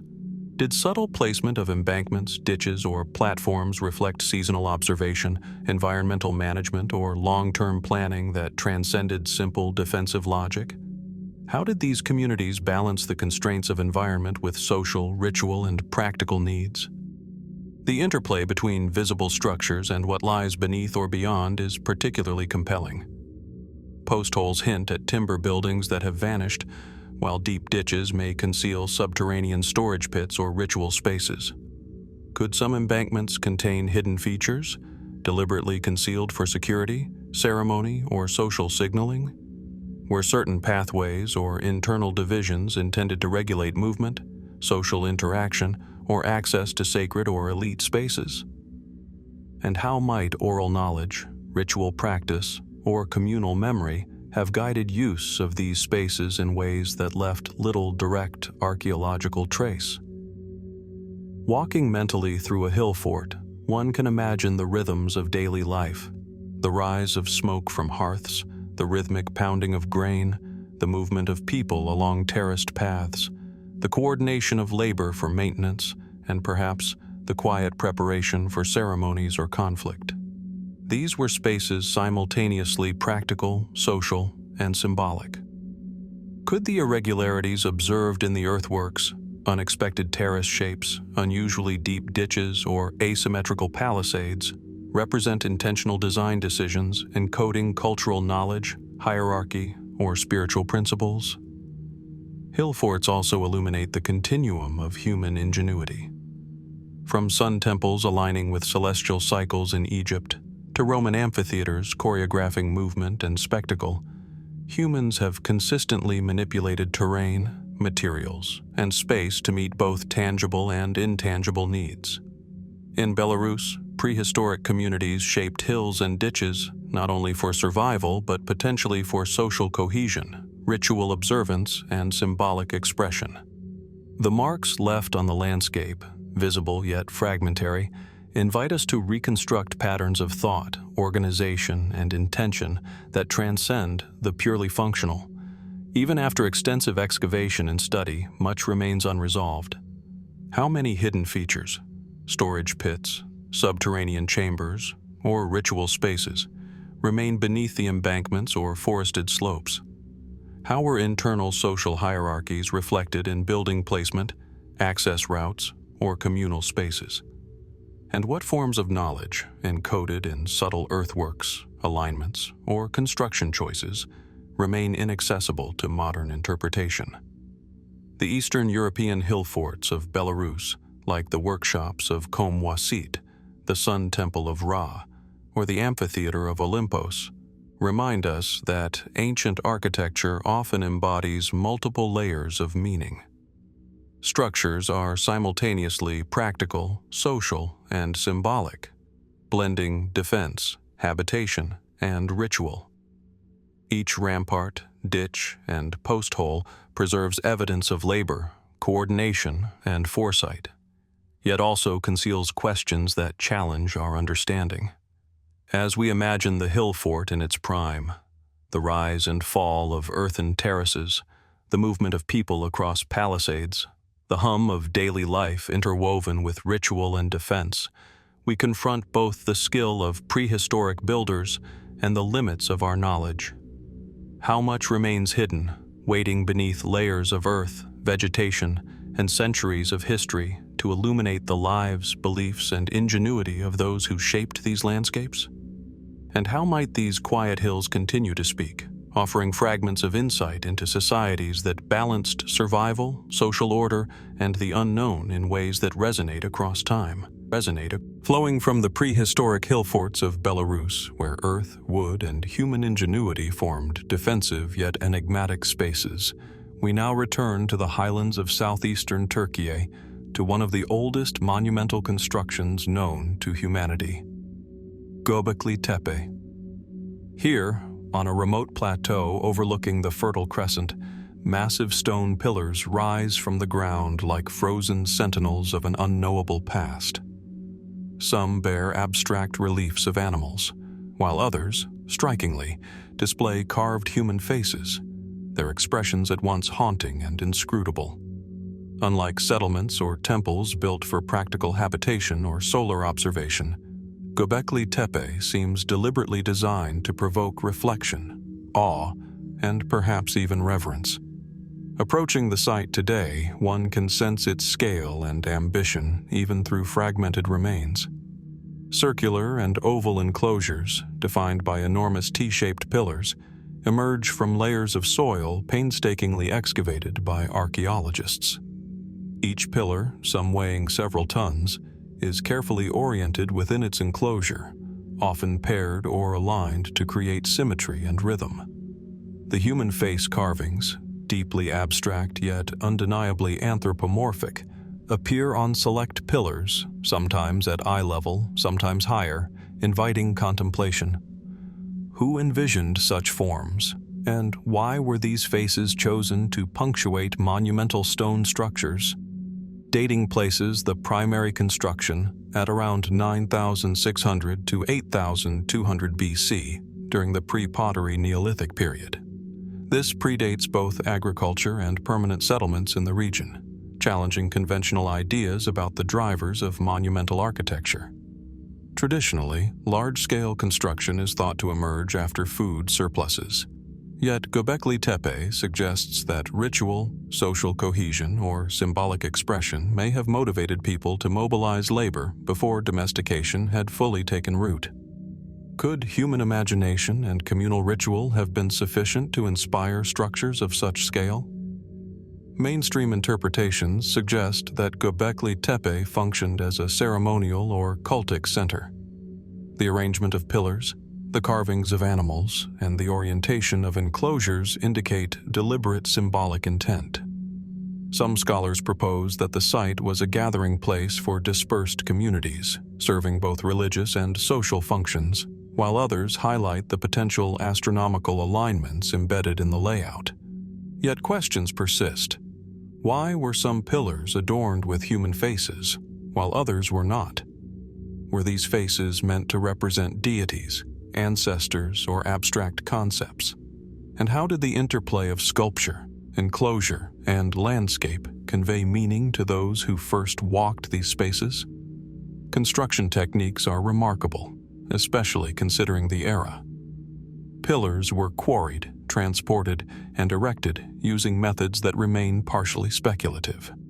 The precision of carving, particularly the human faces, is impressive given the absence of metal tools. Some faces are stylized, their features geometric, while others include subtle indications of eyes, noses, and mouths, suggesting an understanding of both abstraction and representation. Could these carvings encode social status, spiritual knowledge, or mythological narratives? And what methods allowed Neolithic builders to coordinate heavy stone placement without permanent settlement infrastructure? Environmental context adds further layers of intrigue. The site sits atop a plateau, offering visibility across valleys and watercourses, yet is distant from fertile plains suitable for large-scale agriculture at the time. Why select such a remote location? Was the site chosen for its isolation, its visibility, or its connection to celestial or landscape features now obscured by millennia? Some researchers note potential alignments of enclosures and pillars with the rising or setting sun, hinting at calendrical or symbolic use. Could the positioning of certain T-pillars have served as markers of seasons, ceremonial days, or cycles of celestial phenomena? Human face pillars, in particular, provoke questions about symbolic cognition. Faces are universally evocative. They suggest identity, presence, and consciousness. By embedding these faces in stone, Göbekli-Tepe's builders may have sought to represent spirits, ancestors, or gods, or to communicate concepts of power, protection, or memory. Why were some pillars carved with faces while others remain blank? Was there a hierarchy of significance? Or were these faces intended to interact with participants in ritual processions, guiding perception and emotion through subtle visual cues? Speculative interpretations explore yet deeper possibilities. Some propose that the site functioned as a proto-temple complex, where ritual activity and monumentality were inseparable from the creation of communal identity. Others suggest that the human face carvings may reflect shamanic or visionary practices, preserving cognitive maps of social or spiritual order. Could the placement of these faces correspond to positions of ritual participants, stages of ceremonies, or spatial narratives now lost? Were some enclosures designed to be experienced sequentially, guiding movement and perception as part of an orchestrated ritual? The scale of labor is equally enigmatic. Moving and erecting massive pillars without wheeled vehicles or domesticated draft animals would have required sophisticated coordination, social organization, and sustained effort. How was labor mobilized in a society that lacked permanent settlement infrastructure? Were participants drawn from a wide geographic area, traveling to the site seasonally? Did construction itself constitute a form of ritual or social reinforcement, where collective effort created meaning as much as the final structures themselves? Observing the human face pillars, one cannot help but sense an emotional resonance. Some appear serene, others contemplative, yet all remain distant and alien. They embody both humanity and abstraction, blurring the line between observer and observed. Could this intentional ambiguity have been a tool for ritual engagement, encouraging reflection, awe, or introspection? And what do these faces tell us about the cognitive, spiritual, and social capacities of early Neolithic communities? Capacities often underestimated when we consider the simplicity of pre-agricultural life. Walking mentally through the enclosures, one can imagine the rhythm of Neolithic life intertwined with monumental ritual. Workers moving stones into place, artisans carving faces into pillars, participants navigating the circular spaces, and observers contemplating the imposing forms. all suggest a dynamic interplay of labor, ritual, and social cohesion. Each pillar, each carving, each spatial relationship conveys both practical and symbolic intent, yet the full logic of the site remains elusive. Göbekli-Tepe, with its T-pillars and enigmatic human faces, stands as a profound reminder of the complexity and ambition of early human societies. Like the Hillforts of Belarus or the Sun Temple at Abu Ghorab, it blends functionality, symbolism, and ritual into architecture that transcends simple categorization. Each stone, carved face, and carefully placed enclosure is evidence of sophisticated cognition, social organization, and symbolic thought, yet it simultaneously resists complete understanding. Even after decades of excavation and study, countless mysteries remain. Were the human face pillars representations of specific individuals, ancestors, or gods? Did alignments encode astronomical knowledge or ritual cycles? How did construction, ritual, and social hierarchy interact in this pre-agricultural society to create such a monumental and lasting expression of human ingenuity? And what might still lie buried beneath layers of soil, waiting to reveal new insights about one of humanity's earliest attempts to shape space, convey meaning, and connect with the unknown? Göbekli-Tepe challenges modern assumptions about the origins of architecture, ritual, and social complexity. Its T-pillars with human faces remind us that even in a world without cities or written language, humans possessed the vision, creativity, and organizational capacity to build spaces of profound symbolic and communal significance.